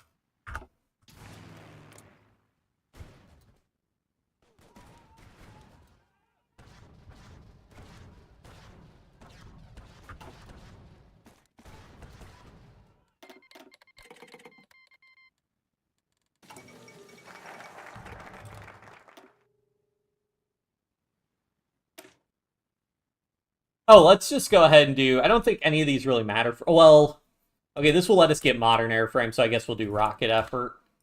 But other than that, we'll probably just start doing them. And there goes the Moscow Armistice. That didn't take long. So that frees up all of the Soviet troops that were up there. Not that that was too many, but it's still something.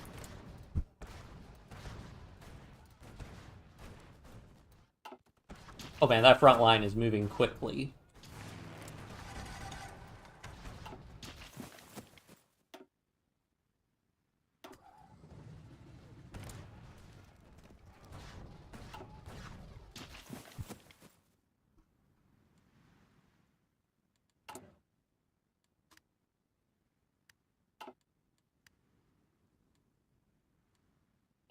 I guess we could try and actually build divisions to help, but the problem is I feel like they'd probably get raided on the way to help out the Soviet Union. Yeah, if he's for the large but they split. I see, yeah. Split into 2 blocks.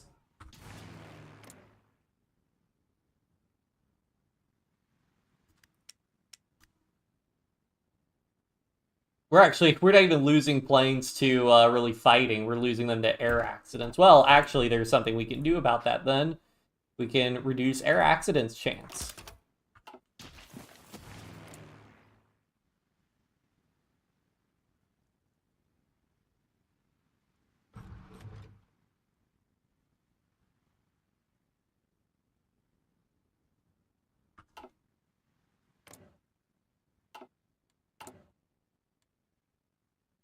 Let's get... How bad is that aluminum malice? It's 1.8%. Okay, that isn't too bad. Alright, now we want to just do air production and get a minus 10% production malice, and then, or production cost, and we'll get more fighters out.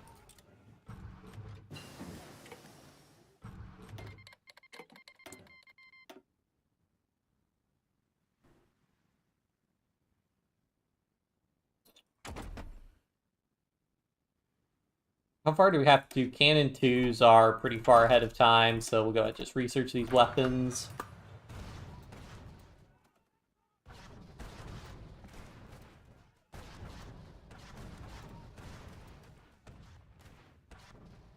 Okay, now we're starting to lose more fighters in air battle. And now all his planes have moved. Moved them all up there. Nope, not what I wanted to do.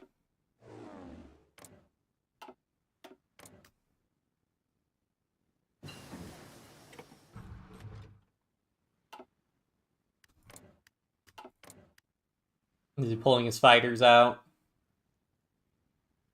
Get some kills in. As long as he's got some planes in there, it's worth it to fight him.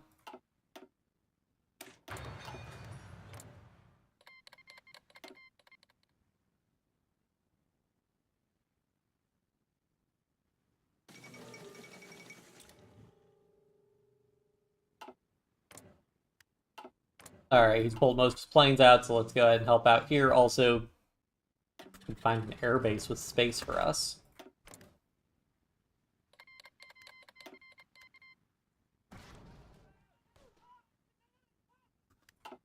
Ugh. Keeps moving his planes around.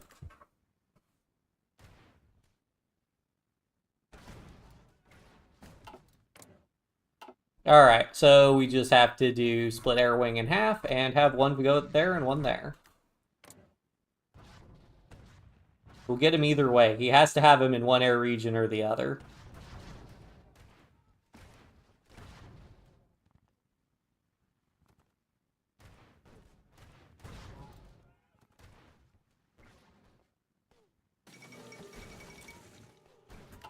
How much are we contributing by shooting down planes? Not that much, unfortunately. Just a little bit. The only thing ever happened, like in one election, one very influential Democratic member support Republican candidates, splitting the party into two blocks? Not really. In 1940, so you would have people who, Okay, technically, I think something like that sort of happened with Horace Greeley in 1868, 1872, where he was a Republican candidate, but he managed to get a bunch of Republicans to support him, or a bunch of Democrats to support him, if I remember right. Yeah, it was the 1872 presidential election. So he ran as a liberal Republican, in alliance with the Democratic Party. So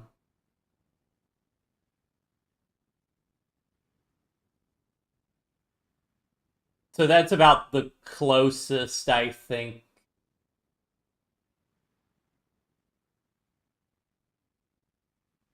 To something like that. More frequently, what would happen is you'd have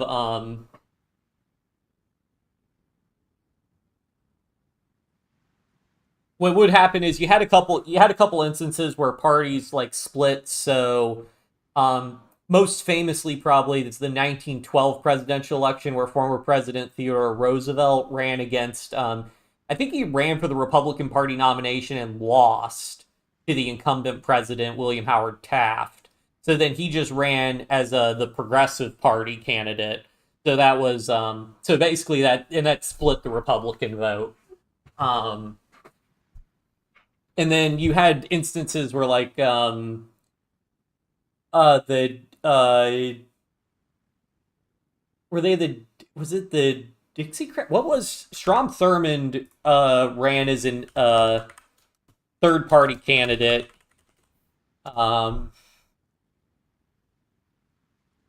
Yeah, in the 1948 U.S. presidential election, he ran for the States' Rights Democratic Party.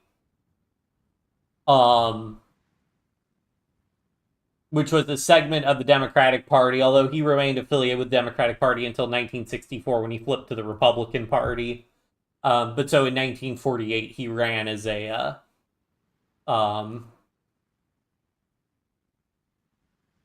they're saying Wikipedia is saying it was the Dixiecrat Party. But that was another like split among the Democratic Party, and then like he had something similar with George Wallace in 1968. So yeah, so there aren't really to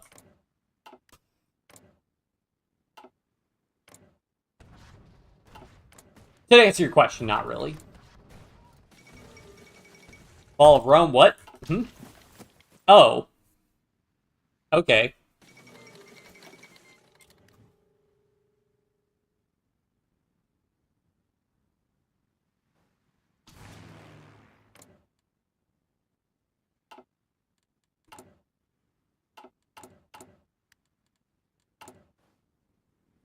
All right, let's.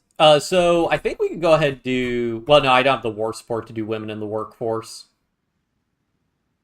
Wait, no, but we could just go to. Can we go to total mobilization? No, more than 80% war support. We just cannot get that war support. Can I afford to put out more military factories? I think we still need another civilian factory.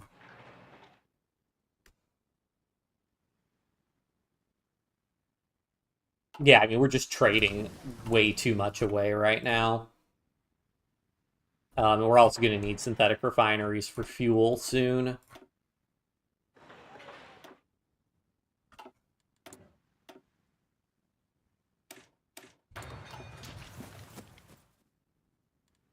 Did we get... no, I'm about to get the advanced medium airframes.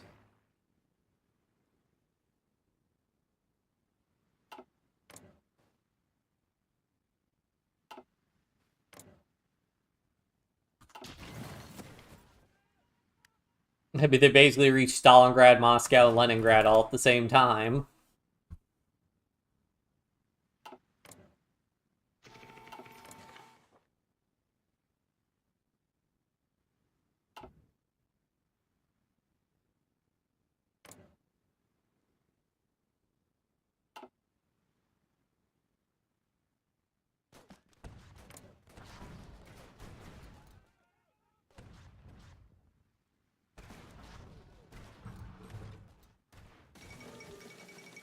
But India movement... Alright, let's see if we could just pull all our fighters into here so we can try and get more kills. Looks like it's a little... Looks like he's moving his planes around a little bit less. And we're losing more from air battles than accidents, which is what we like to see. Rating about 7-1. Do we have any aces? Have not gotten an ace yet. They must have made it a lot less likely to get ace pilots.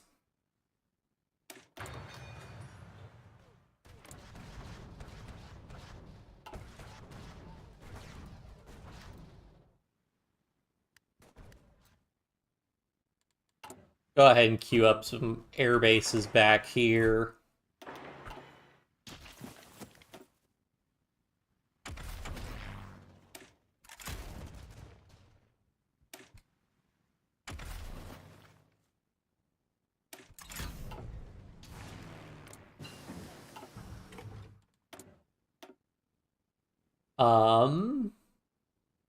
We'll go ahead and sink into trying to get this better engine.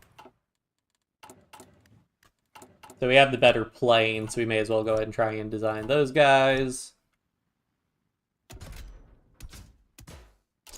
Oops, we want heavy machine guns.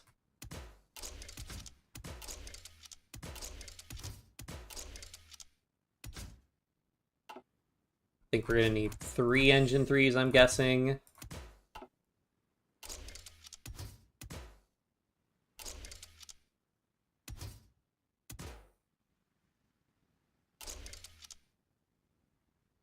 Yeah, I think that's worth it as opposed to going up to the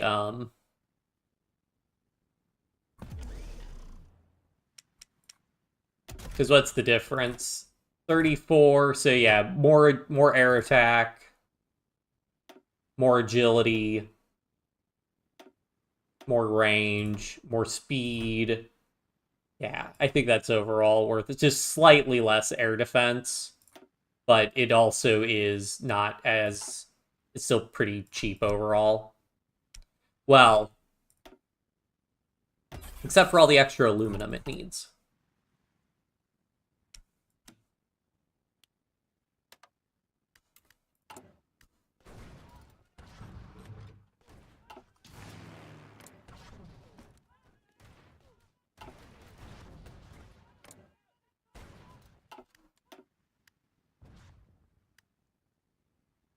I mean, we destroyed a third of the planes that the USSR has destroyed, so we're definitely doing something.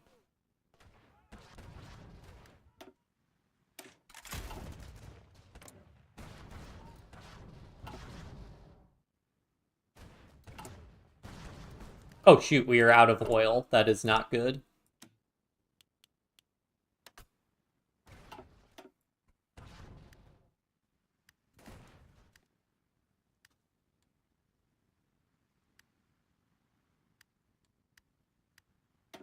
Technically, our planes can operate from there.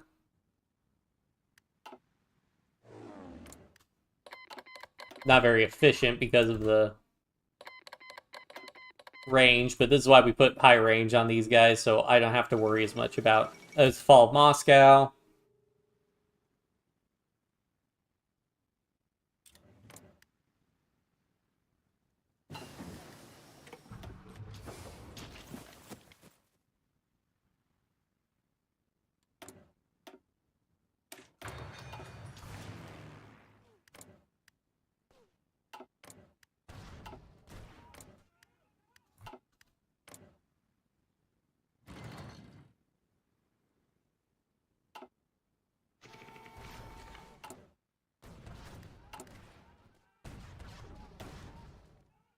Yeah, it's our convoys just getting raided, which sucks, but whatever.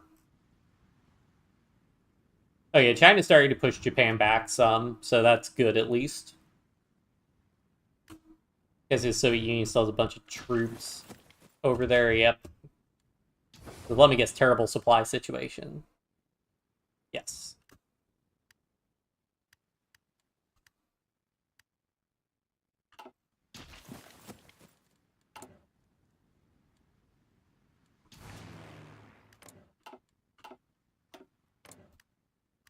Okay, let's stop importing oil so we can actually build some stuff. Once again, I underestimated how much we need to import. Oh, there's the Mussolini ousting. So now that you get the Italy puppet. Or the Italy flipping to join the Italian Civil War, essentially.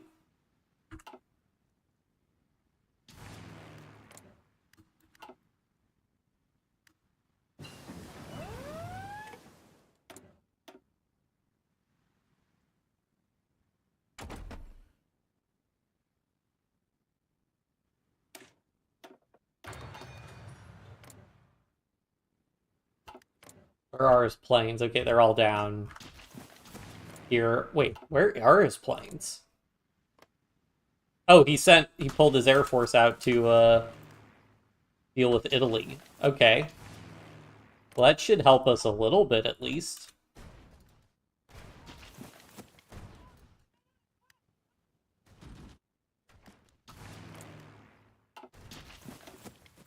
I mean, air support, enemy air superiority does tag, is it buff defense and...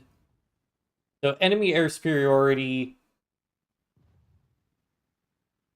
tags their breakthrough, and then air support gives a bonus to attack and defense. Yeah.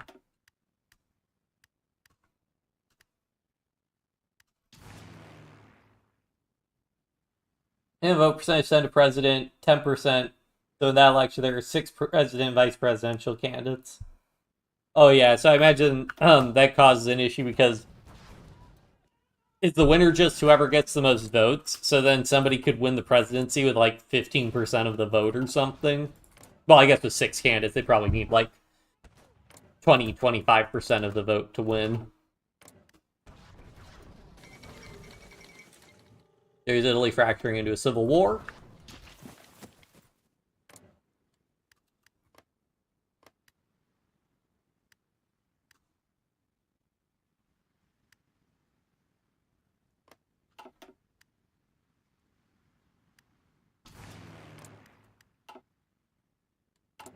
Alright, let's go ahead and design a close air support plane. Whoops.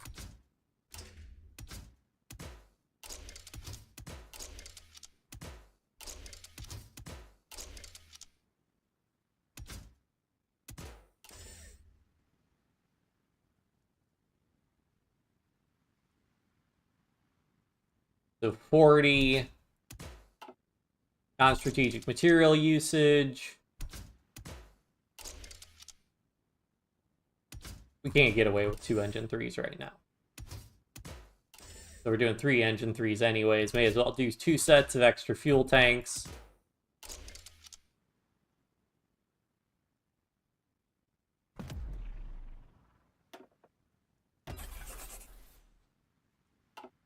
Go ahead and put 5 factories on that. And now I need a lot less aluminum. And a little bit less rubber also. Why will the United States not export to us? How about the Netherlands?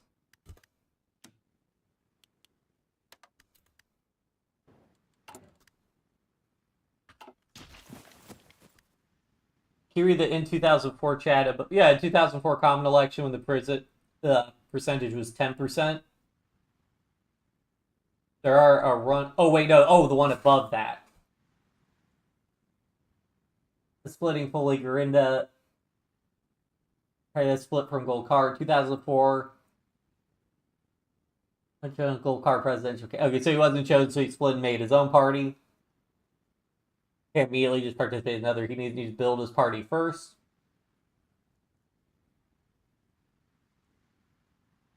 Oh, I see. So that's kind of similar to what happened with Theodore Roosevelt then.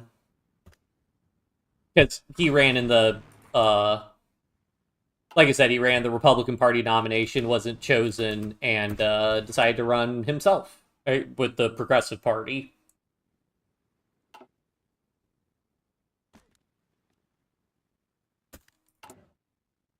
Alright, let me try to build more in, like, Kazan, because I know Kazan... If Kazan falls, that's usually the end for the Soviet Union.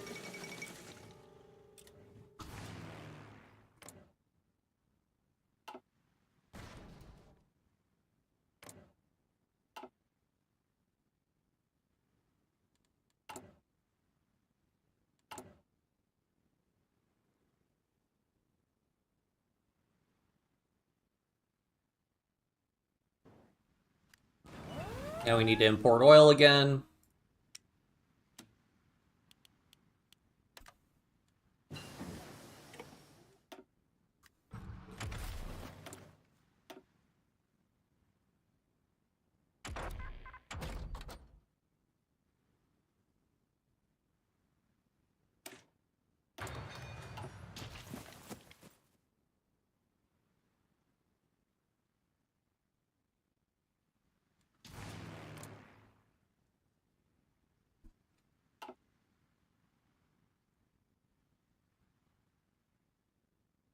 Yeah, pre-Civil War, you had, like, other stuff happen where, well, you had Van Buren, who was a former Democratic president. He ran with the Free Soil Party in an election.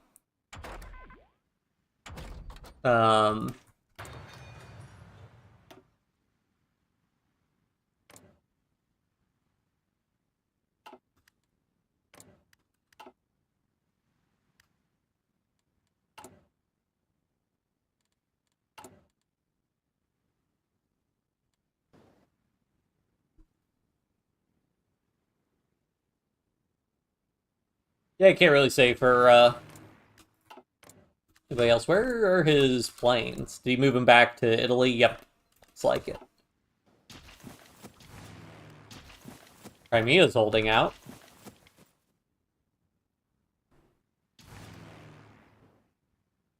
Alright, let me see if I can move some of my planes over there.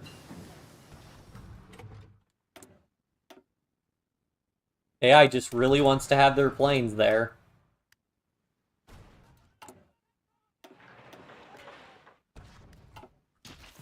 Alright, we're about full on oil, so we'll stop importing again.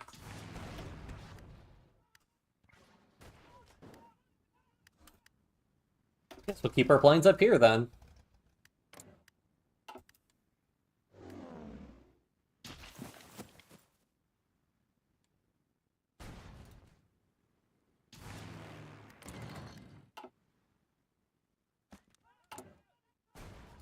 It's so weird to me that, like, he needs all these air bases, apparently, but I guess it's hard for the AI to know where to build them.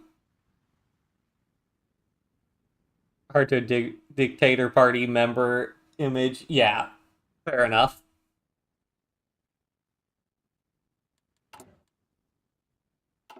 But, you know, we don't have too much of that as much just in the United States, just by virtue of, like, the two political parties are so entrenched, and it's so difficult to make it as, like, a third party that you really don't see sort of stuff like that happen as much in the United States. Alright, so we can get some tactical bombers out and hopefully start getting some close air support.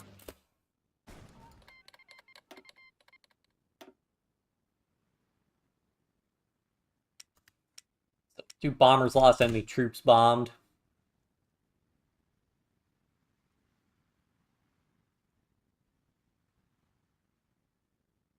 And then hopefully we get some damage dealt out to these guys and maybe give the Soviets a little bit more breathing room. But it looks like the Germans are starting to stall from the supply problems that are inevitable when you invade Russia, which also just starts killing their equipment, as you can see. Not that the Soviets have a ton of equipment either. But the Soviets probably still have manpower. Yeah, they still have manpower.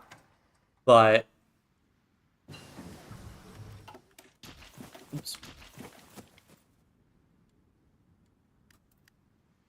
Evergrande is bigger than Golkar. Interesting. So I guess it paid off for him in the end. I mean, I'm guessing he never became president, but he still managed to build a party that lasted. And we need more oil again.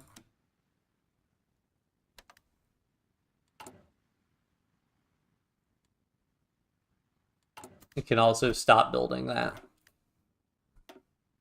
airbase there.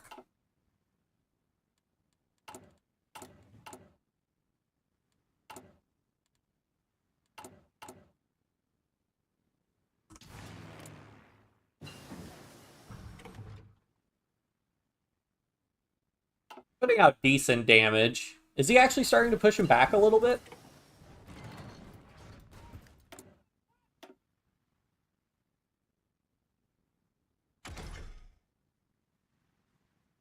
I guess we may as well try to get rocket rails, I guess. Oh wait, no, we want to do rocketry. Get modern airframes.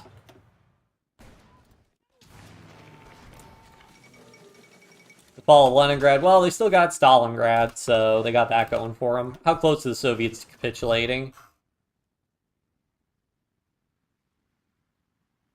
64%. Yeah, they still control, like, half their victory points, so that's something. And yeah, they're... seem to be doing a lot better against... Oh yeah, Japan's in bad shape. Well, at least in China. So, yeah, I mean, Japan gets pushed out of China. That means they'll free up a lot of Soviet troops to be brought back to fight in Europe, in the West. And also, Italy's pretty stalemated. But they still have Greece, it looks like.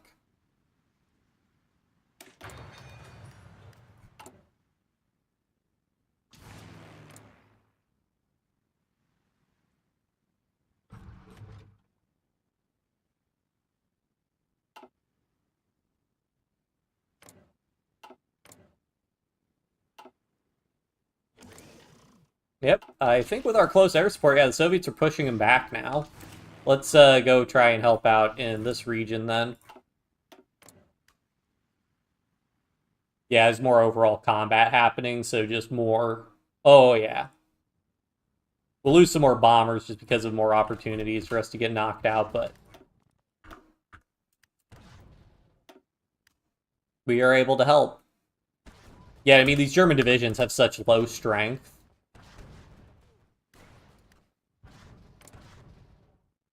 Oh, shoot, I gotta check my laundry. I'll be right back.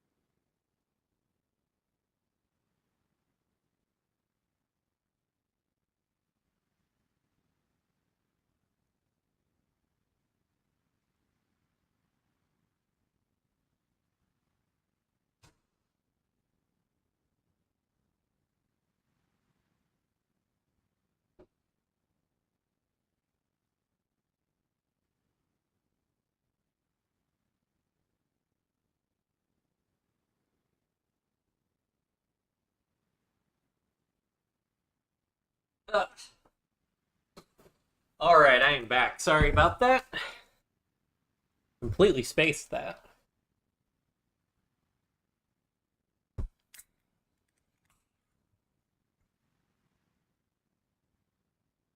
Okay. Yeah, now, unfortunately, more bombers being active means we lose more. How are we losing? Accident losses. Yeah, fair enough.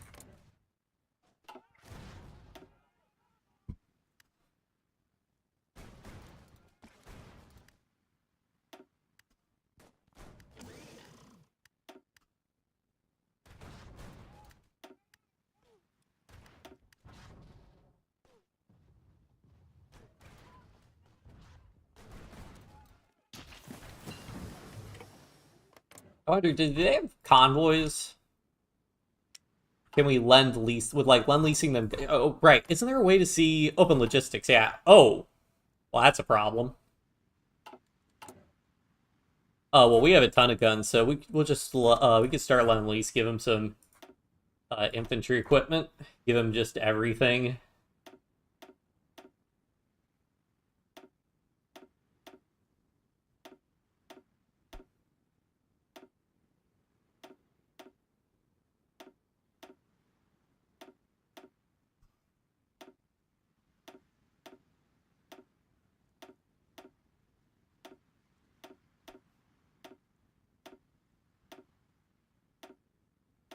We're just sitting on piles and piles of equipment.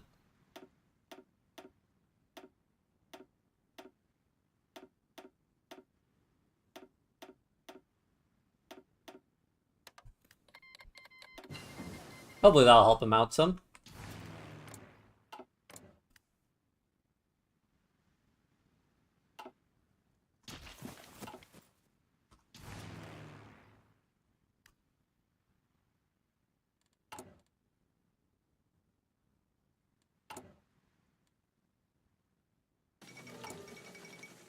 Death of Tsar Boris.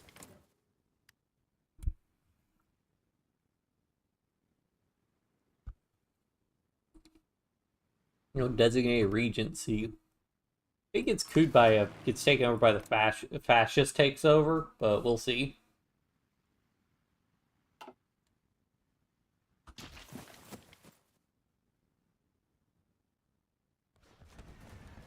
So now the Soviets are the ones in the poor supply region.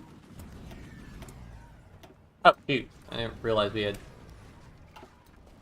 Well, these are about to no longer be ahead of time, so we may as well just wait to research those.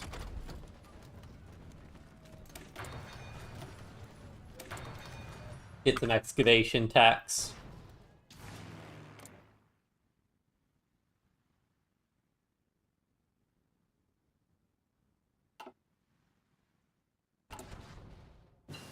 We may as well put more factor. I mean, it seems like he doesn't... I mean, he's got a bunch of fighters down here, but it doesn't seem like the fighters are super important, so let's just go ahead.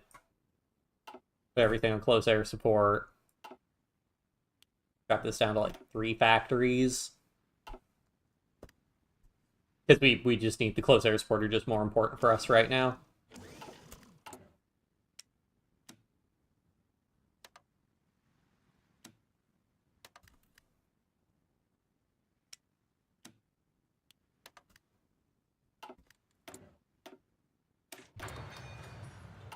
Oh, we can stop importing oil.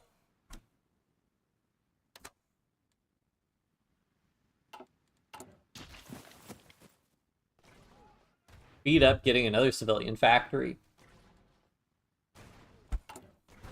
Which honestly, may as well swap out this guy and get the captain of industry. Oh, and honestly, we don't need this guy anymore, so... the extra 15% stability would actually probably be pretty good, so let's do that. Same picture.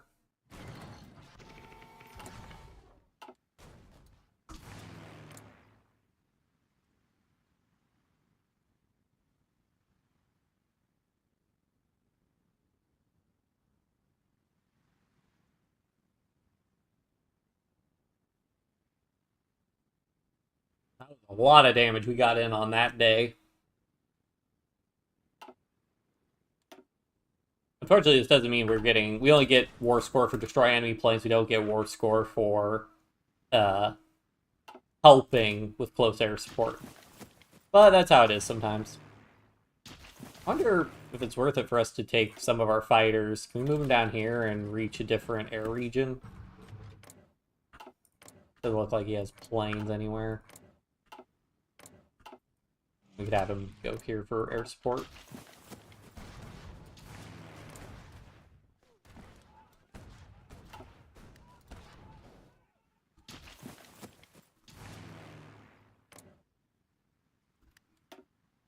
What's the casualty ratio like? 5 million versus...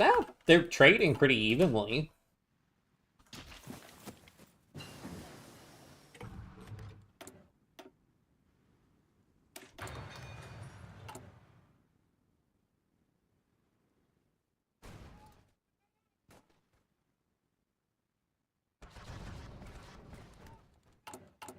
Import oil once again.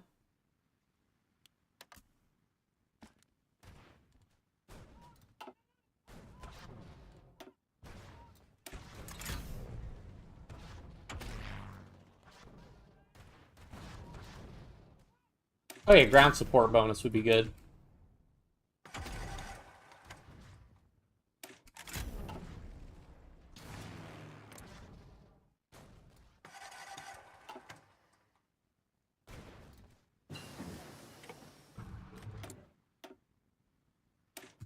Those are no longer ahead of time.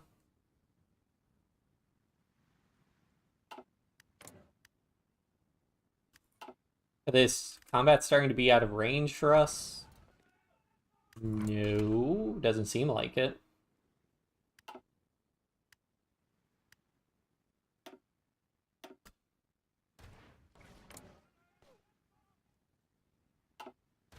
Maybe the weather is just really bad. Alright, well, let's go ahead and try and build more air bases up here, because it seems like he wants to put a bunch of planes there. I'll go ahead and do approved work conditions again. Stop importing oil.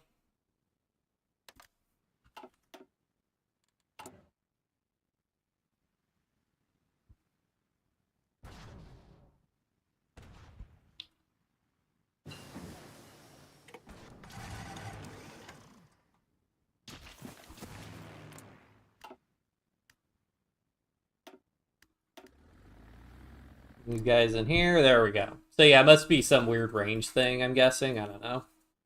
Or maybe the weather's just bad.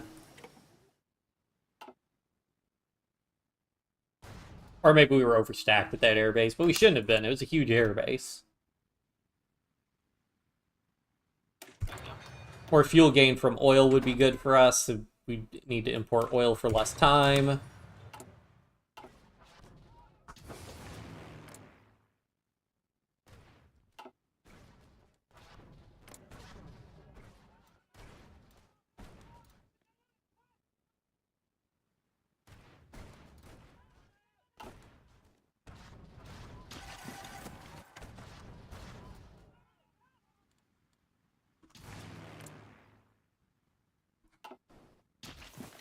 Route 44, still Italy's bogged down. This would be about the time you'd need a D-Day.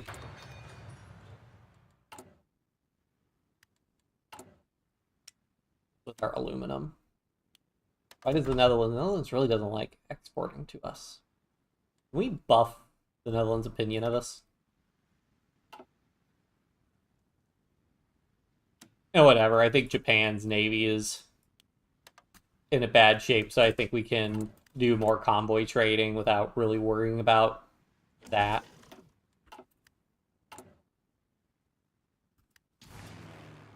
Okay, there we go. We built a big enough airbase for him there, so let's back to building civilian factories, please.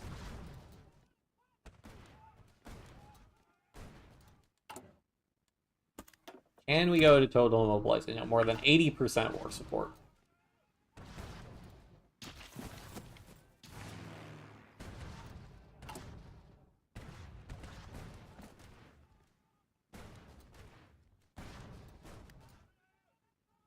Well, for long, we'll wait. We don't need the extra building slots yet.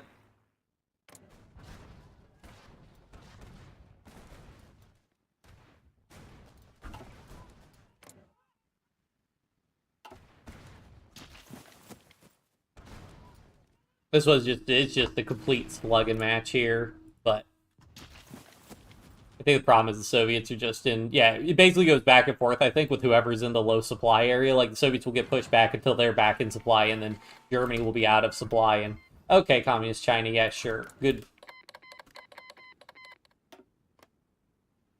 Why? Why would you do this, Communist China?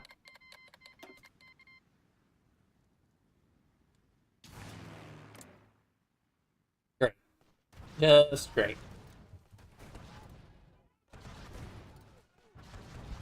Well, at least China's not in the Allies, I suppose.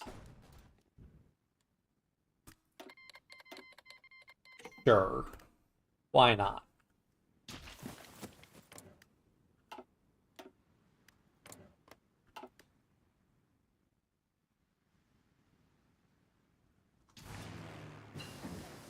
I can't think of any reason the Soviet Union wouldn't want to go to war with China right now.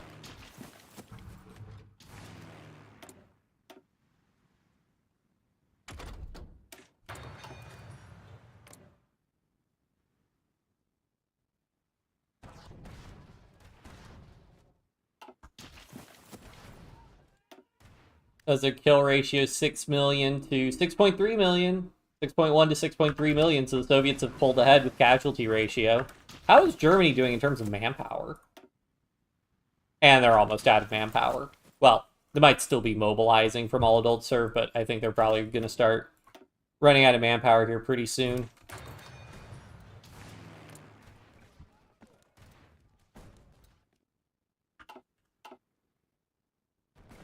Oh, and we need more fuel.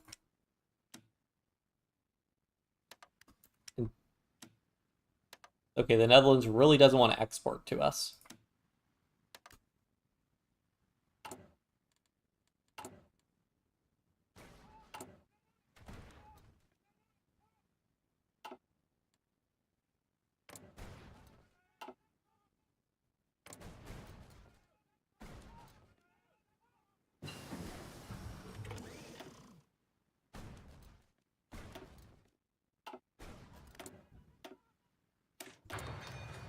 resources do we even have? Still just chromium.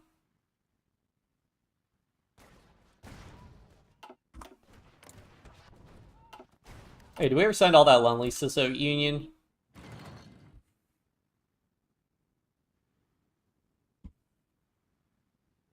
So we did give them all that infantry equipment. How did that help their logistics? Hey, they're only in a 30k deficit now of infantry equipment.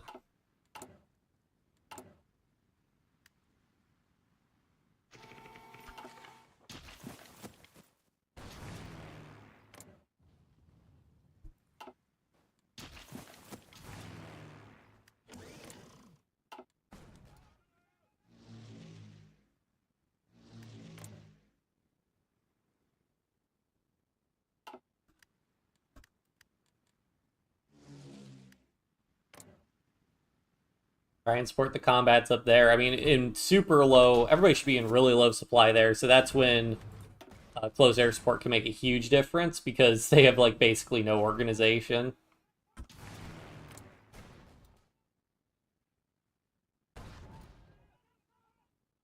I guess I can just split these air wings up and cover multiple regions at once.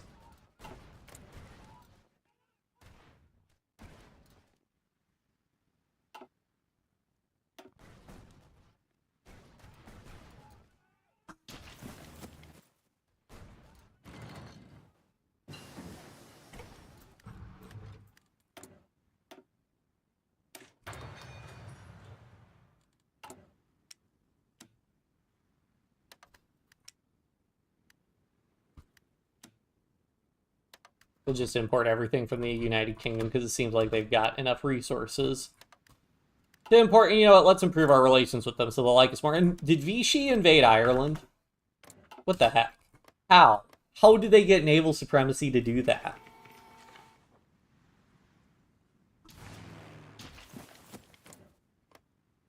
Mongolia has wisely decided not to join the war.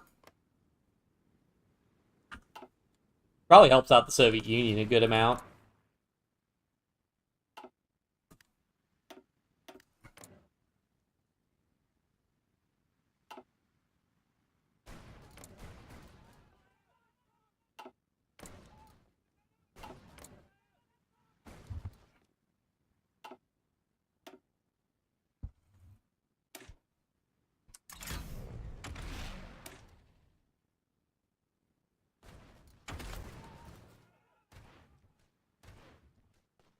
I guess because we're not actually fighting, I do want to go ahead and just do this air superiority bonus.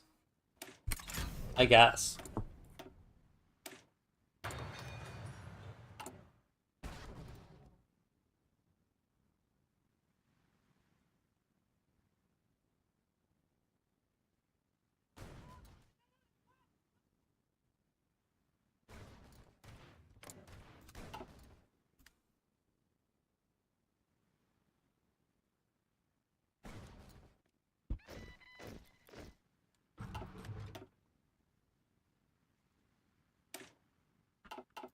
We'll wait for 100. Oh, there's a lot of combat happening up there. Can we reach? We can.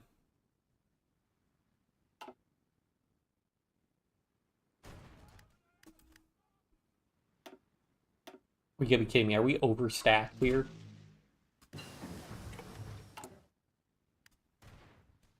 Just finish building that back. Okay, now import fuel again. Hopefully we will have a refinery soon.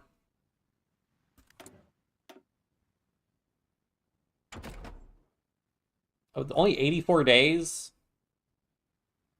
Well, I guess these ahead of time bonuses basically were worthless for us. Oh, this... Wait. Oh, we're about to be in 1945.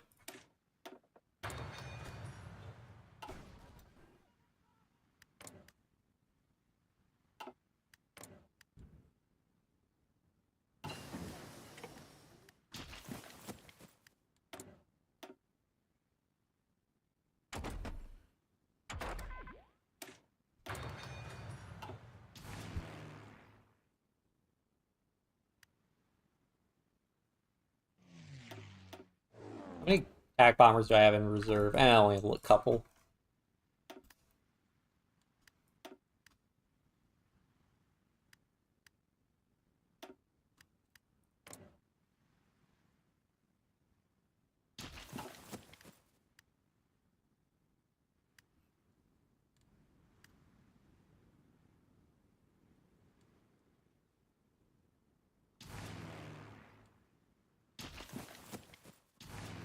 Oh, that was a lot of combat.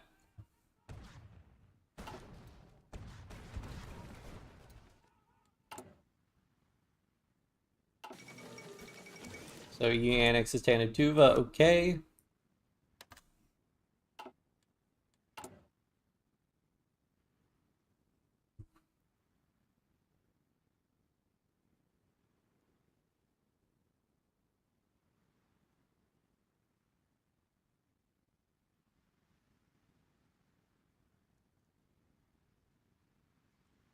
Hopefully we can get... Oh, that's a lot of combat. Like, 1 or 2 refineries should help us quite a bit.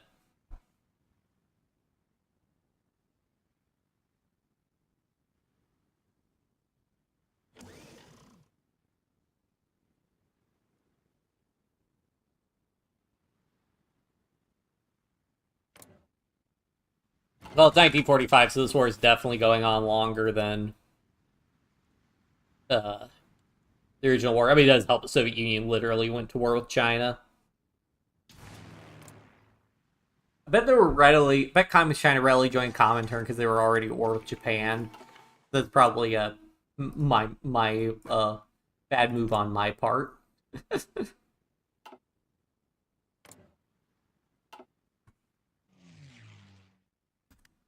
We're overstacked on that airbase. But I really want to... Alright, let's see. If I import like 2 oil, does that balance it out?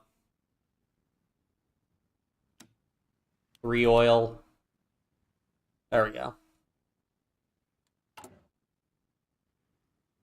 Hopefully we get a refinery in a month. How much fuel is this going to produce? Plus 148. How much am I getting? Okay, so it really won't. It'll help a little bit.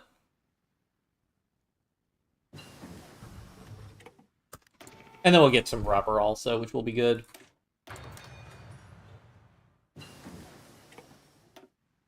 Let's go for modern airframe. Modern mediums. Let's go. Wait, does this use a... What research bonus is this using? Oh, the bomber bonus. So that does apply... Weird, because I thought the light aircraft one... I thought it didn't apply to modern light airframes, but maybe they changed it. Wait, that means with the default focus tree, you could potentially rush jet bombers. Interesting. Well, not really, because you'd need... You get 2 -20s, and you have to research the 1943 and 1944 text, so you probably can't get them that much ahead of time.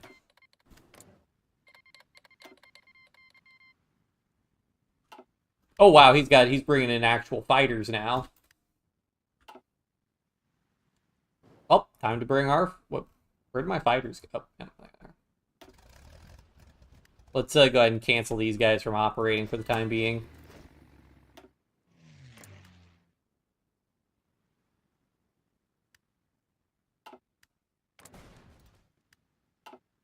It doesn't look like he's really doing anything. Until I start having planes to get shot down in air battle, I don't really care.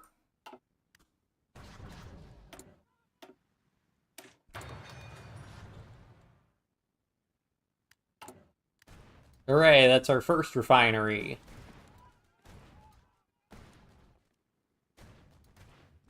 Does that help us with rubber at all? I'm fine with ditching a factory for it. Minus 9%. Yeah, I still have... Okay, but they're not operating. I'm not sure why. I think it has something to do with the airplane positioning.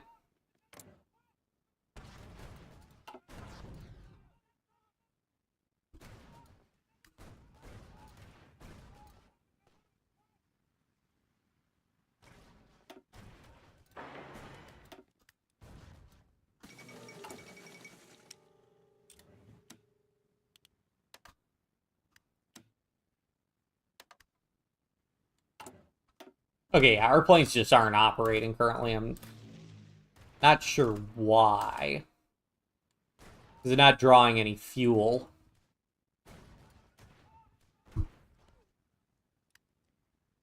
Airbase,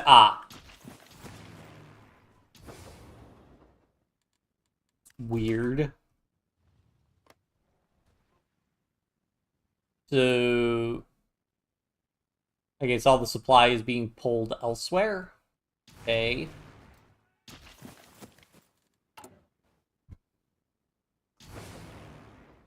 Okay, that one is closer to a supply hub. In theory, it should have more supply. Or do the Soviets just not have any supply? There we go. Now we're doing something. Let's go ahead and work on cannons. But oh boy, modern mediums.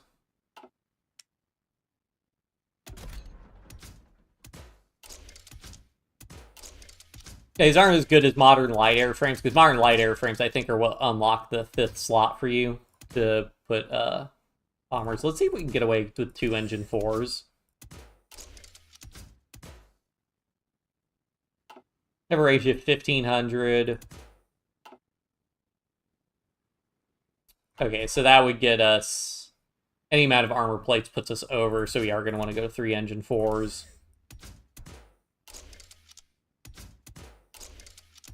And a set of extra fuel tanks for the extra range.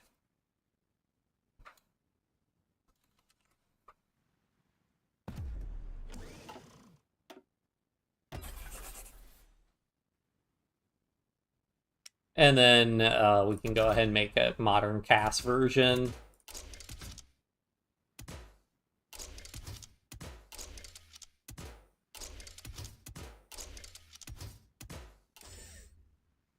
$43. Okay, hold on. So then we just put on non-strategic material usage. 1500 is actually a pretty good amount of range, so I think we're just going to avoid putting on the extra fuel tanks, and this should hopefully be good enough for us. This keeps it pretty cheap. Versus going up to like 3 engine 4s would put us at increase of the cost pretty significantly.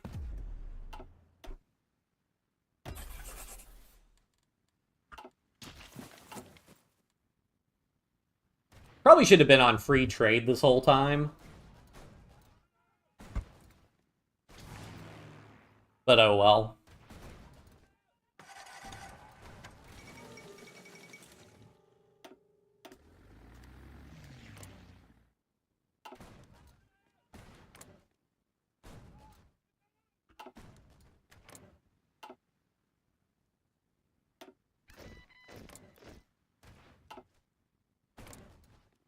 Just let those guys operate. They should be able to shoot down. Which don't I have more fighters? Yeah, so I could split... Well, yeah, we can split these guys in half. And now we should really do a lot of damage to his fight. Oh yeah, now his fighters are like, we don't want to actually do fight here anymore. Fine by me. Now we can do close air support damage. Yup, and that's a lot of damage. Oh, and now he brings his planes back because he doesn't like that.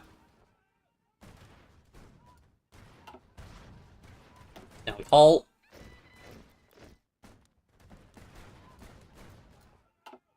Have fun in the shooting gallery.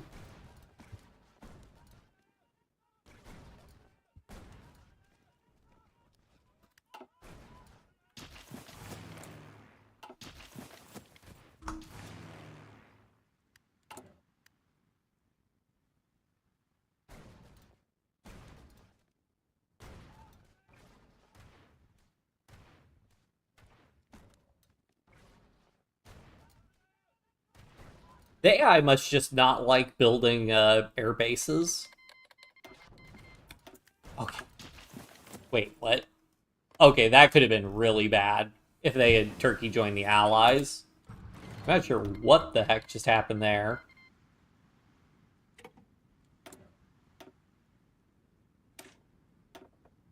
Because was it Iran that declared war on them?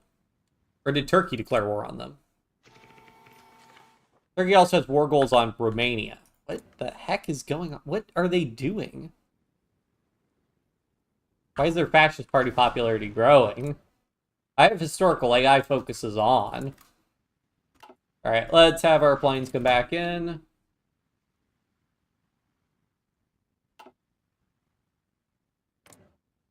Do they have no supply, or are they just building efficiency? Just building efficiency, I think.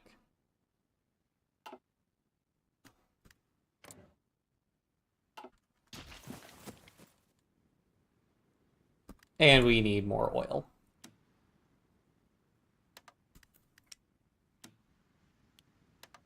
Man, he's raiding our convoys. Well, hold on. We can import from the Netherlands again.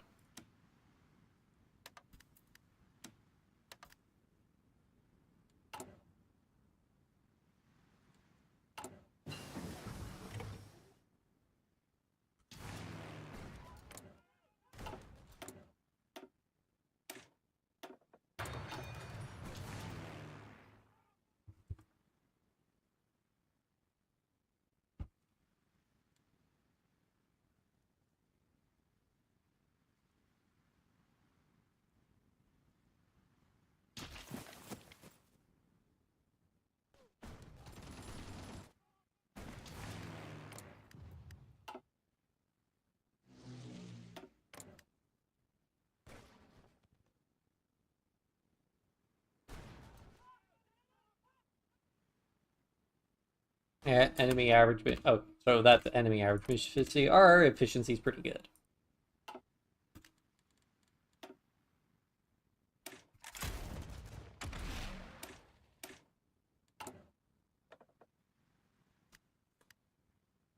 Probably want the air support mission efficiency bonus.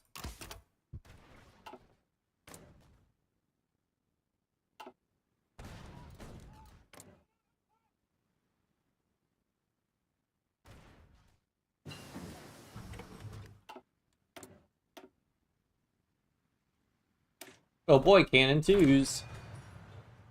The only thing better than heavy machine guns are cannon twos, in my opinion.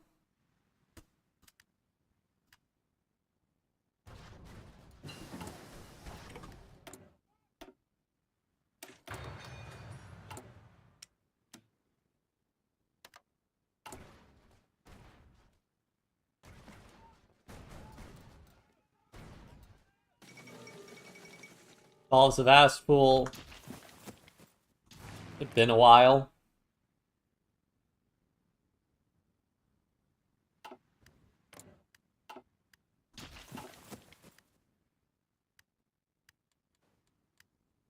Looks like Germany's still making a little bit of headway. What's their manpower situation?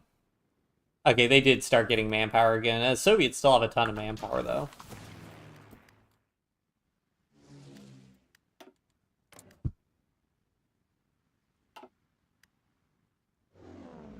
Where they like to wait until I've moved my planes, and then they'll do a bunch of attacks.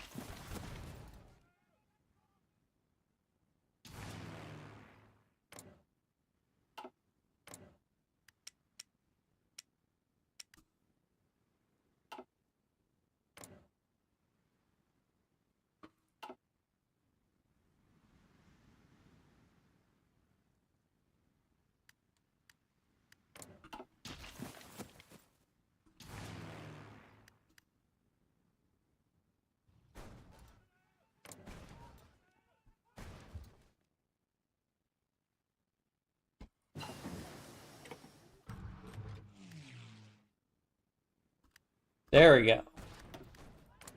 Another big phase of attacks. We do a ton of bombing. And we're out of fuel again.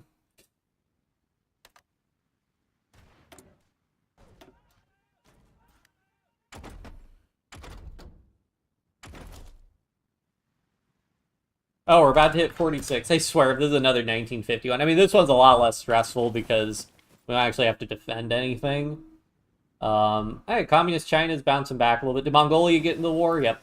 Okay, so that opened up the front a bunch.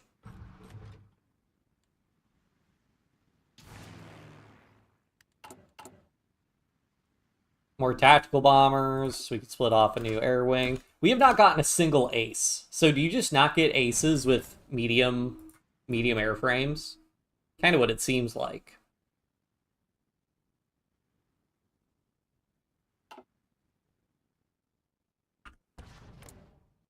What's the casualty ratio for the Soviets? 7.8 million versus 9.5 million. So I think we're definitely helping out. Like, they'll run out of manpower eventually. They have to. They can't keep taking casualties like this indefinitely. I mean, you can already see that because they're handing over more and more territory to Vichy France, that implies to me they're having difficulty managing their garrisons.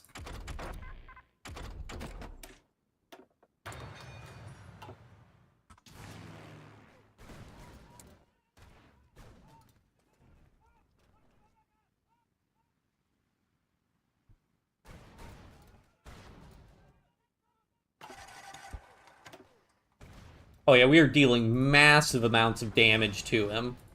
I mean, great, he's got his own support planes also, but we're still doing a lot to him.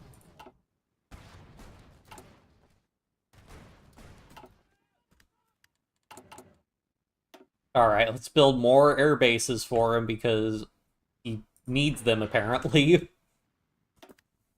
We'll try and get another refinery first. And I should queue up another set of refineries.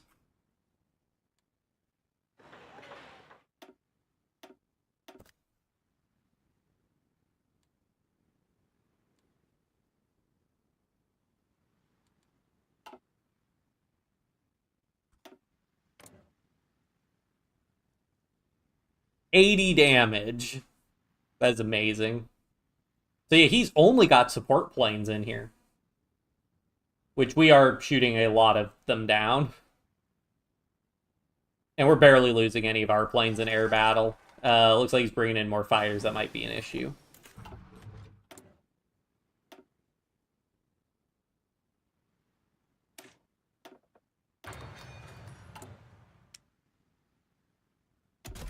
Alright, let's update our heavy fighters, because I like cannon 2s. You lose a little bit of agility, but you gain so much air attack.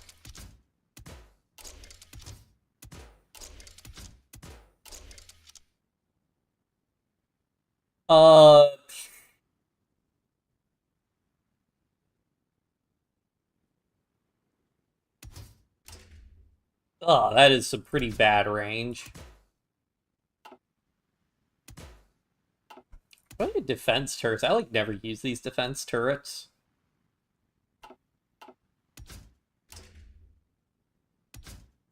If I were to put defense turrets on instead.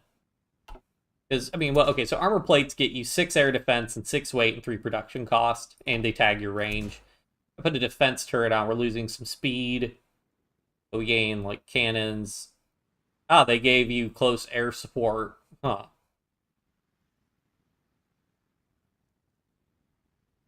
Interesting.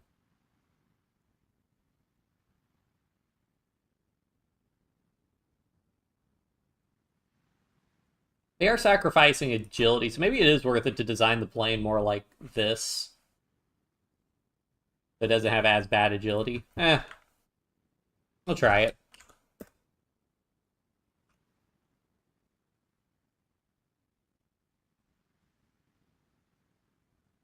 Honestly, though, we're building enough air bases, we could probably put on the...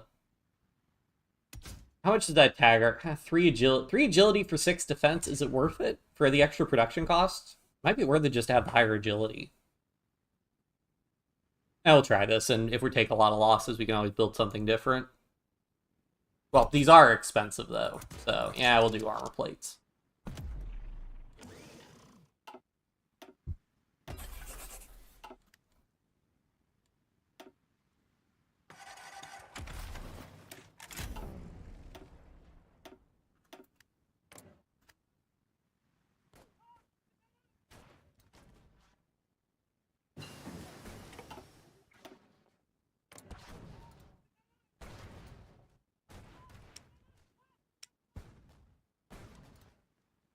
There we go. So, okay, he's still attacking us, attacking the Soviets, but having a bad time. 8 million to 10 million.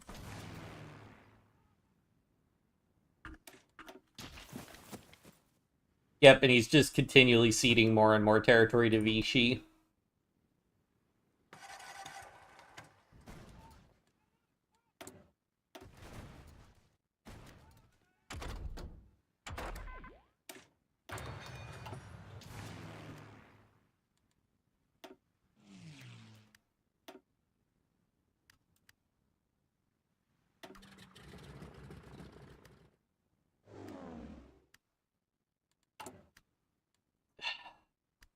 Why must he overstack?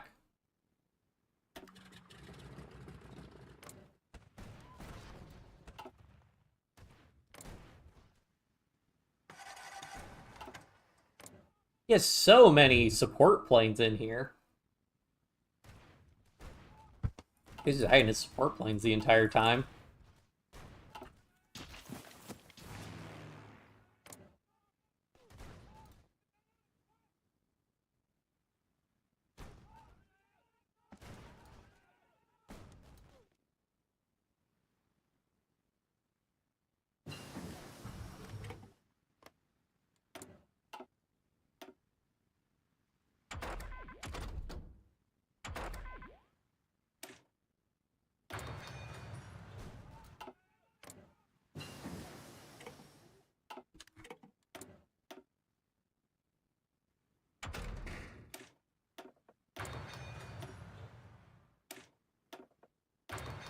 Just start researching basically everything at this point.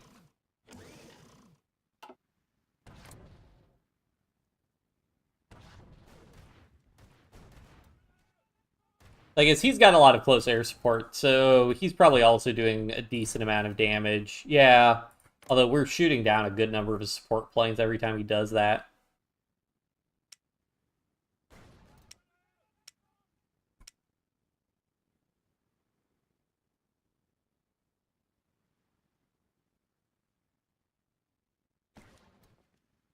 He's bringing his support planes again, presumably in coordination with an offensive, and yep, a bunch of them start getting shot down.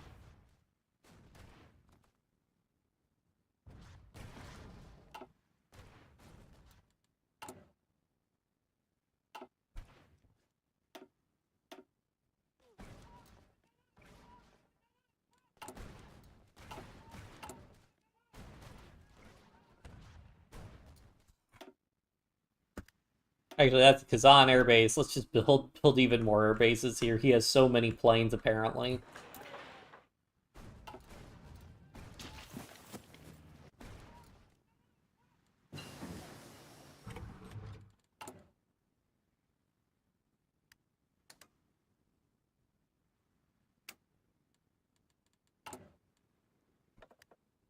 Okay, I guess we could do naval theorist and air combat training and anti-submarine expert, whatever. And we don't really need manpower, so don't need any of that stuff.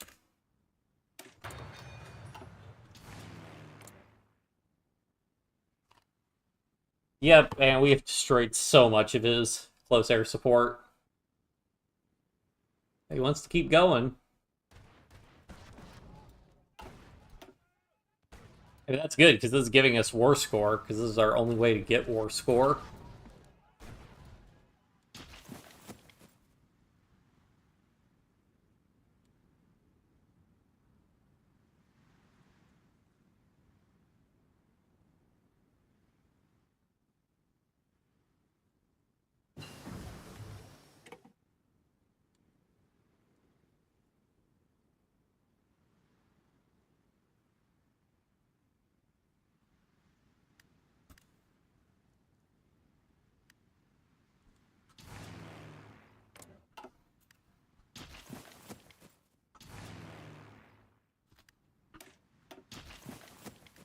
I want to try and send troops to the Soviet Union.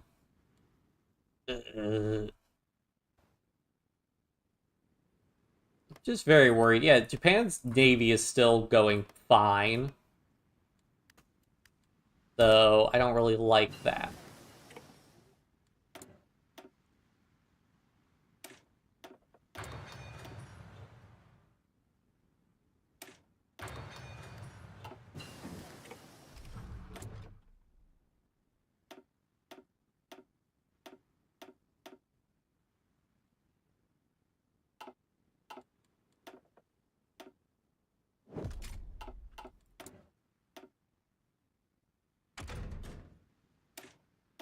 Do the naval invasion tech, because out of all the techs, the naval invasion one is the most important.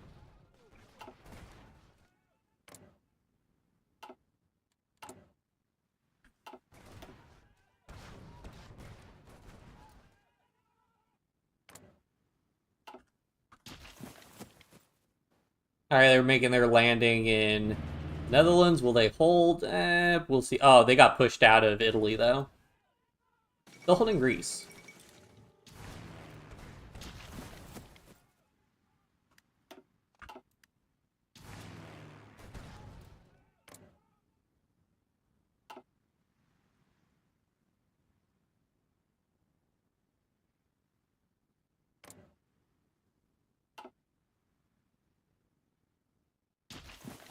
Alright, looks like the Soviet Union is starting to make some serious headway pushing him back.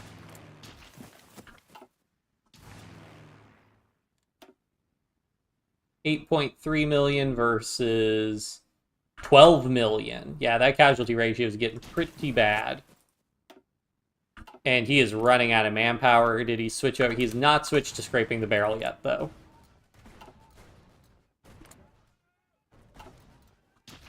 I mean, he's probably just taking just absolutely... Yeah, this damage from the close air support is just ridiculous.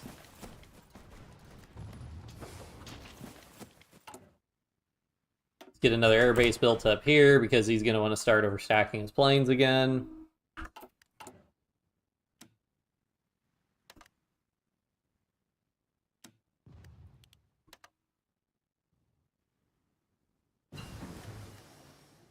What's going on with our aluminum?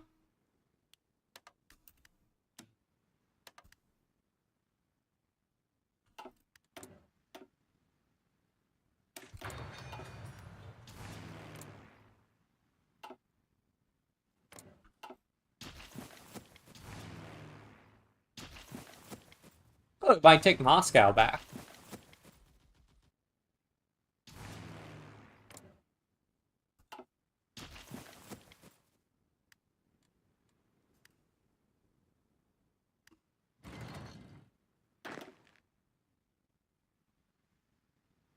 I mean, the problem is I can't really use my troops because I have, like, no equipment production. I've only been building planes, so...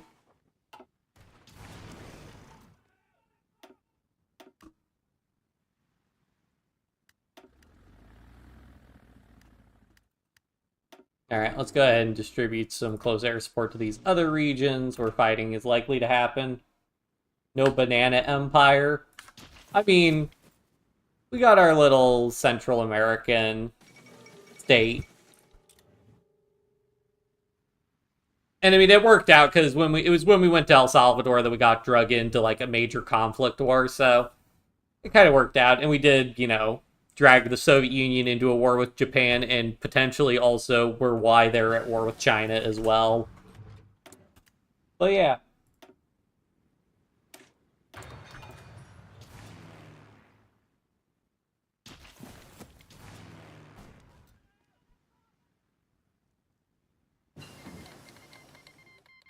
No.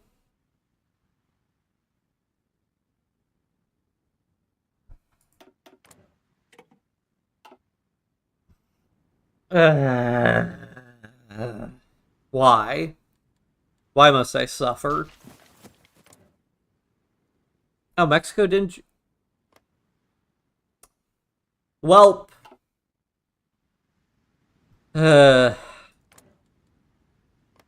That's the, you know what? We're just gonna call that... That's the end of this run, guys, because... I mean, I guess we could run into, like, officially... Yeah, we went communist. We went communist because we had to get the manpower from... the ideological loyalty, because the base Costa Rica only has 500,000 people, which means even with service by requirement, you only got 5,000, 50,000 recruitable pop, which is not a lot. So we did this because this gives you like 25,000 manpower a year, but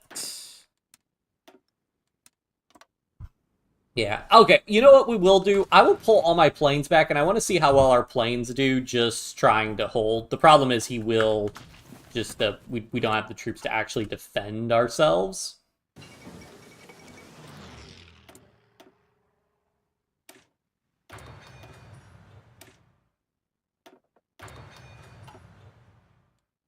I guess I should have prioritized trying to stop.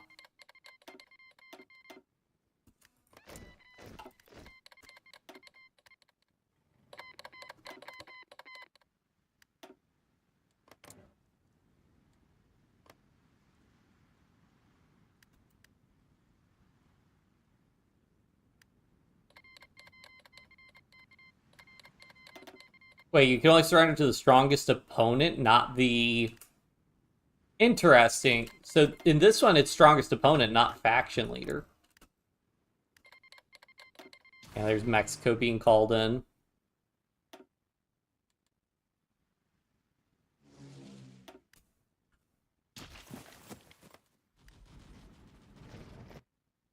Oh, did I disable... I mean, the second he does a naval invasion, we're toast.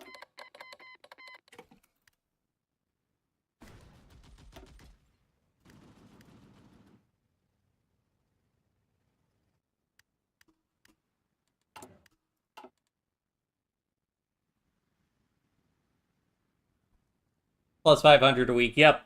Yeah, that's what makes it, because even though the fascists get, what, like plus 7% recruitable pop, for a really small country, that ideological loyalty manpower is really, really good. And then originally I wasn't planning on us annexing anything, but then I saw that we could form this, we had a formable tag we could do, so we decided to do that. Nice state transfer tool to British Honduras to us, because narratively I was like, well, you know, we're siding with you guys, so, you know, just give that to us. But yeah, now because now we can't import anything. All our convoys are gonna get I guess we can import oil from Venezuela. So there's that. Import steel, a little bit of steel from Brazil. They have no excavation techs either. Nope.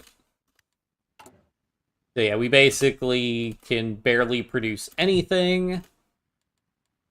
I guess we may as well close our economy.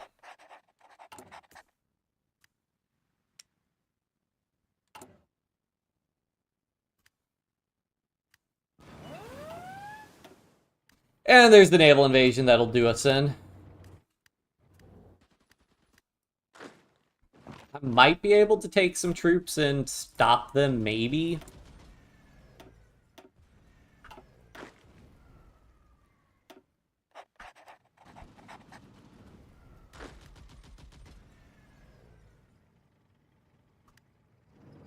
Oh, do I dare try and do the seaport trap? You guys know I have to. Change the color. Are these in the same area? They're in a different air region, which is not great. But that should be fine for us.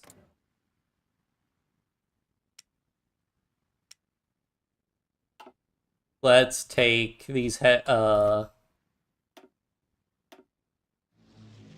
move them over here. These guys move them over here. Draw some better railroad connections.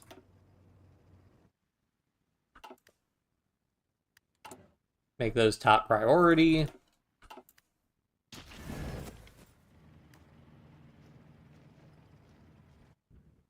And the question is, how aggressively will the AI move troops into here versus, you know,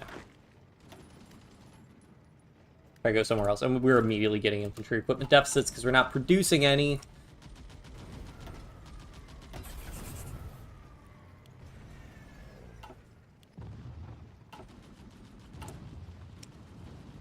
Is there anybody in South America we can get steel from? Chile? These are very inefficient trades, but I don't really have a choice in the matter. So, captive customer, all that fun stuff.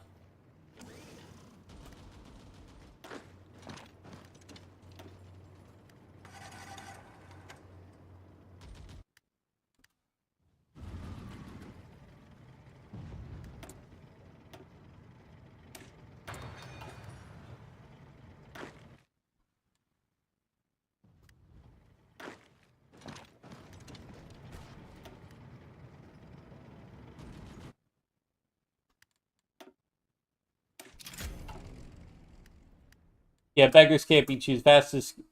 No, it's a so if you go fascist, you get it's 5% here and then 2% there, so that's 7% total.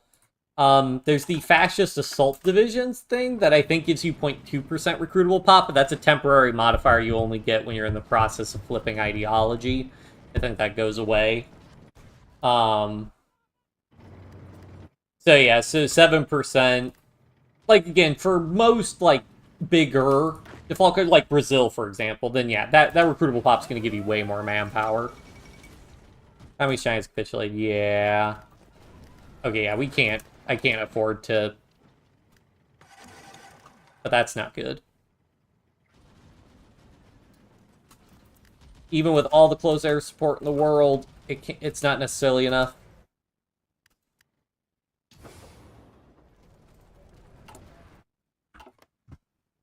We need to, like, just outlaw trading. Yeah, we can only import via land routes.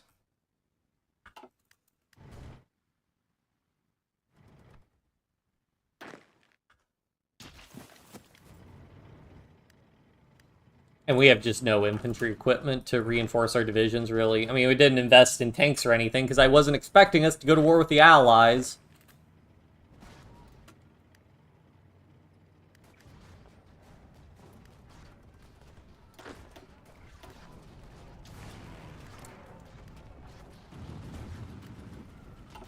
We're losing so many to AA.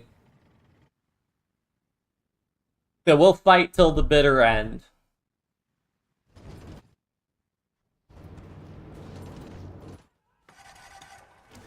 But I think I have... I mean, we've gotten to, like, objectives to accomplish in the A to Z, but... Probably knock him out. I mean, with our close air support, I mean, we can keep going for a little bit until we just run out of infantry equipment. Yeah, 20 a day, we're not replacing our losses nearly quickly enough. Maybe with maintenance companies, I could capture enough equipment from them. Guess I should be trying to build, like, bunkers.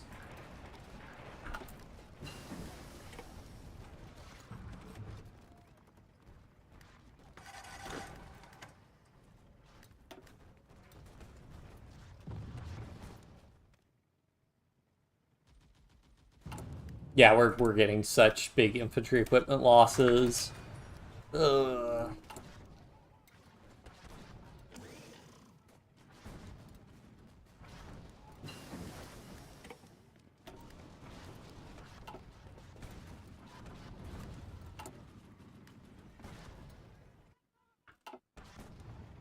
And again, we're just stopping him until he does a naval invasion. We are toast.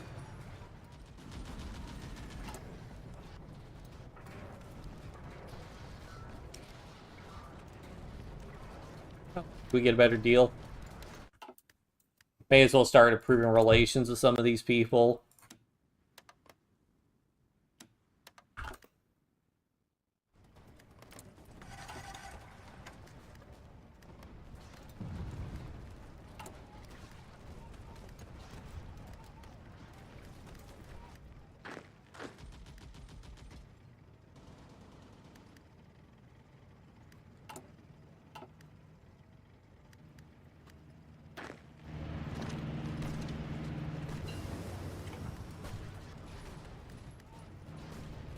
I mean, again, launching counterattacks,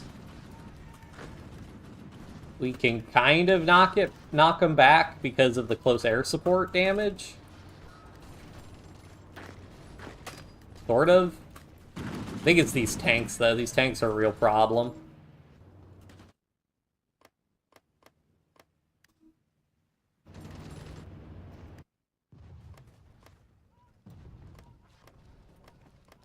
In theory, these jungle provinces are the best place for us to make a stand.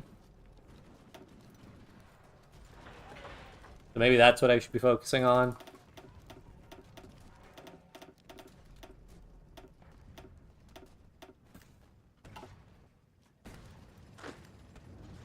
Oh, no, no, no. We cannot get encircled. Just retreat, retreat, retreat. cancel the...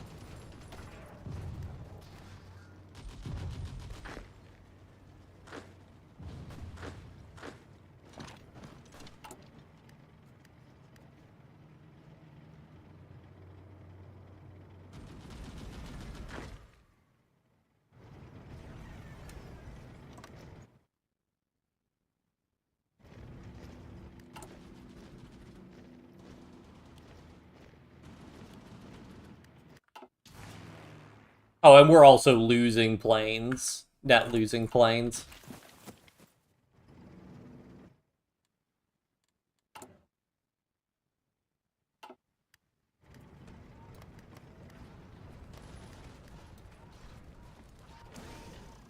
Oh, we gotta pull our planes back because now it's this air region.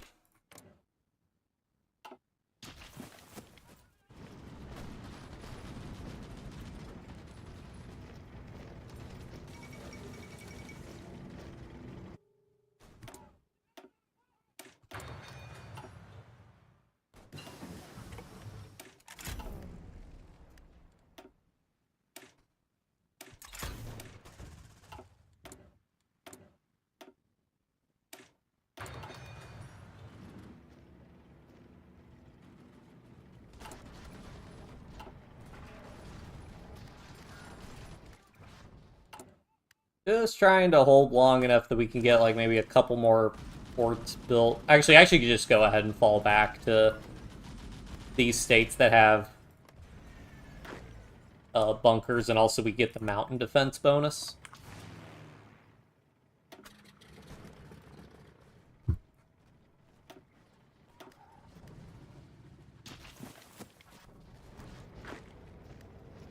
Why must you guys go that way?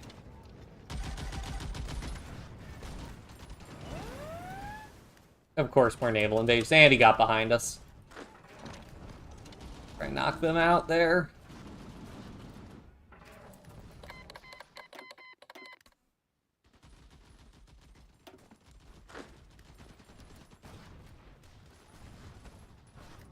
Even with all the close air support in the world.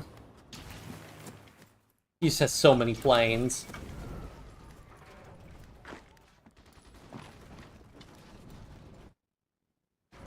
Yep. That's gonna be the end for us. Been a while since we've been capitulated. Technically, you'll need to take Tegucigalpa from us, I think. But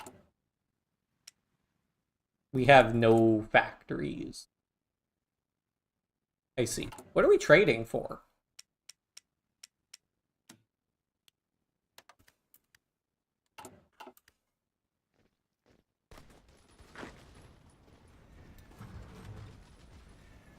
I mean, we have a river, we got forts, we still have an airbase somehow. We're about to lose the airbase, though, which means, and the airbase in Honduras is there, so we're no longer going to have our close air support. How many national holiday in the U.S. the day where there are no worker school? Good question. So, officially, there are,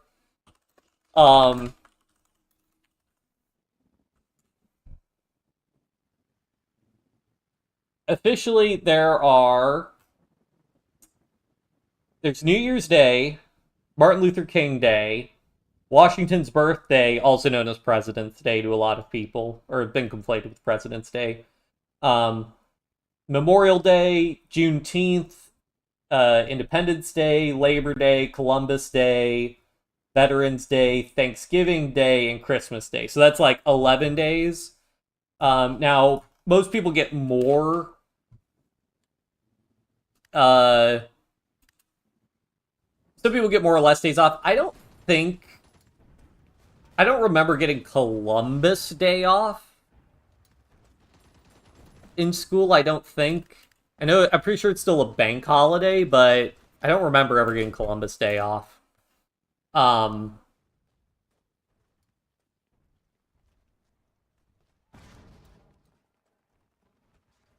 Yeah, and then other days, like, usually people, like, usually, in school you're having like Christmas break. So usually Christmas break, at least when I was in school, it was like 2 weeks, and that included both like it like was the week before Christmas and then to New Year's more or less. And then Thanksgiving always falls on a Thursday, so usually you get the Friday after Thanksgiving off. It's called Black Friday because there are also a lot of like holiday deals a lot of times. So yeah, Juneteenth is the newest one that was signed into law. I forget if that was like 2021 or 2022 that Juneteenth was made a national federal holiday, but that's like the newest federal holiday. But there's sort of like a hierarchy of federal holidays. Like Columbus Day is probably like either Columbus Day or Washington's birthday are sort of like the bottom tier holidays, like where you're the most likely to still have work or school or something. It is a miracle he has not taken this airbase. I do not know how he has not taken this airbase.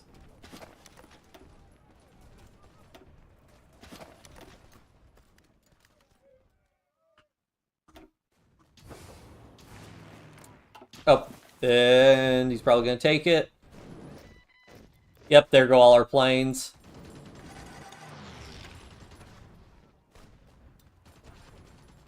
And this one's basically just him attritioning us down because we will eventually just run out of equipment.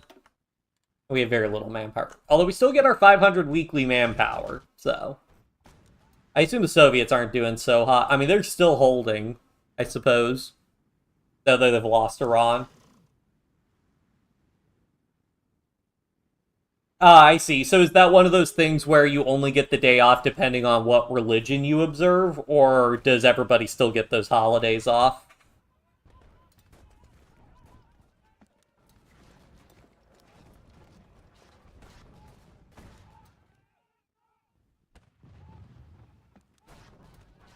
Who is justifying... What? United Kingdom is just... For what? What'd we do? Everybody gets them. Well, that's nice.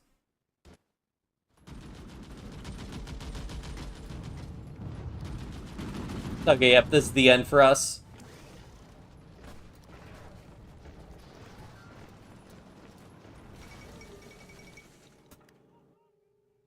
Occupy German forces. German forces. Why? How?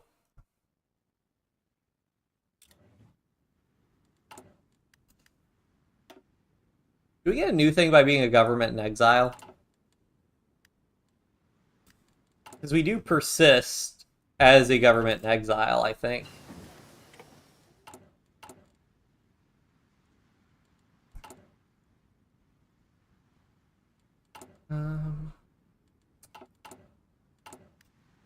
Yeah, how does government in exile work for us?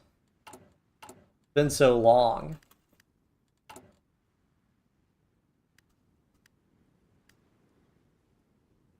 Thought we had decisions to be able to do things. But maybe not.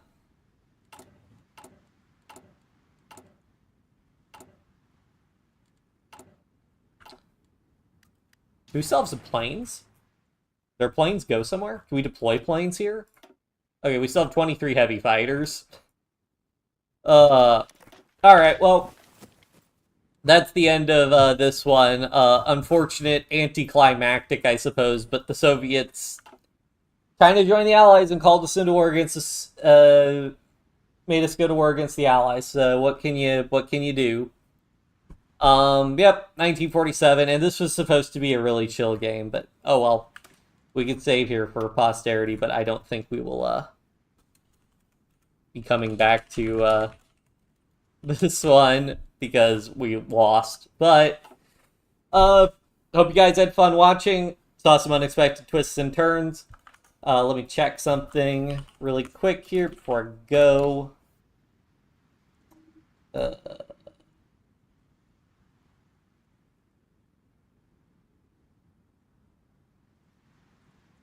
Yep. So yeah, that's pretty much it. See you guys. We'll do, next A to Z one's gonna be Cuba, so don't expect anything too exciting, but pretty soon we'll get to Denmark, and I am pretty excited for Denmark. But until then, I'll see you guys next time. Bye.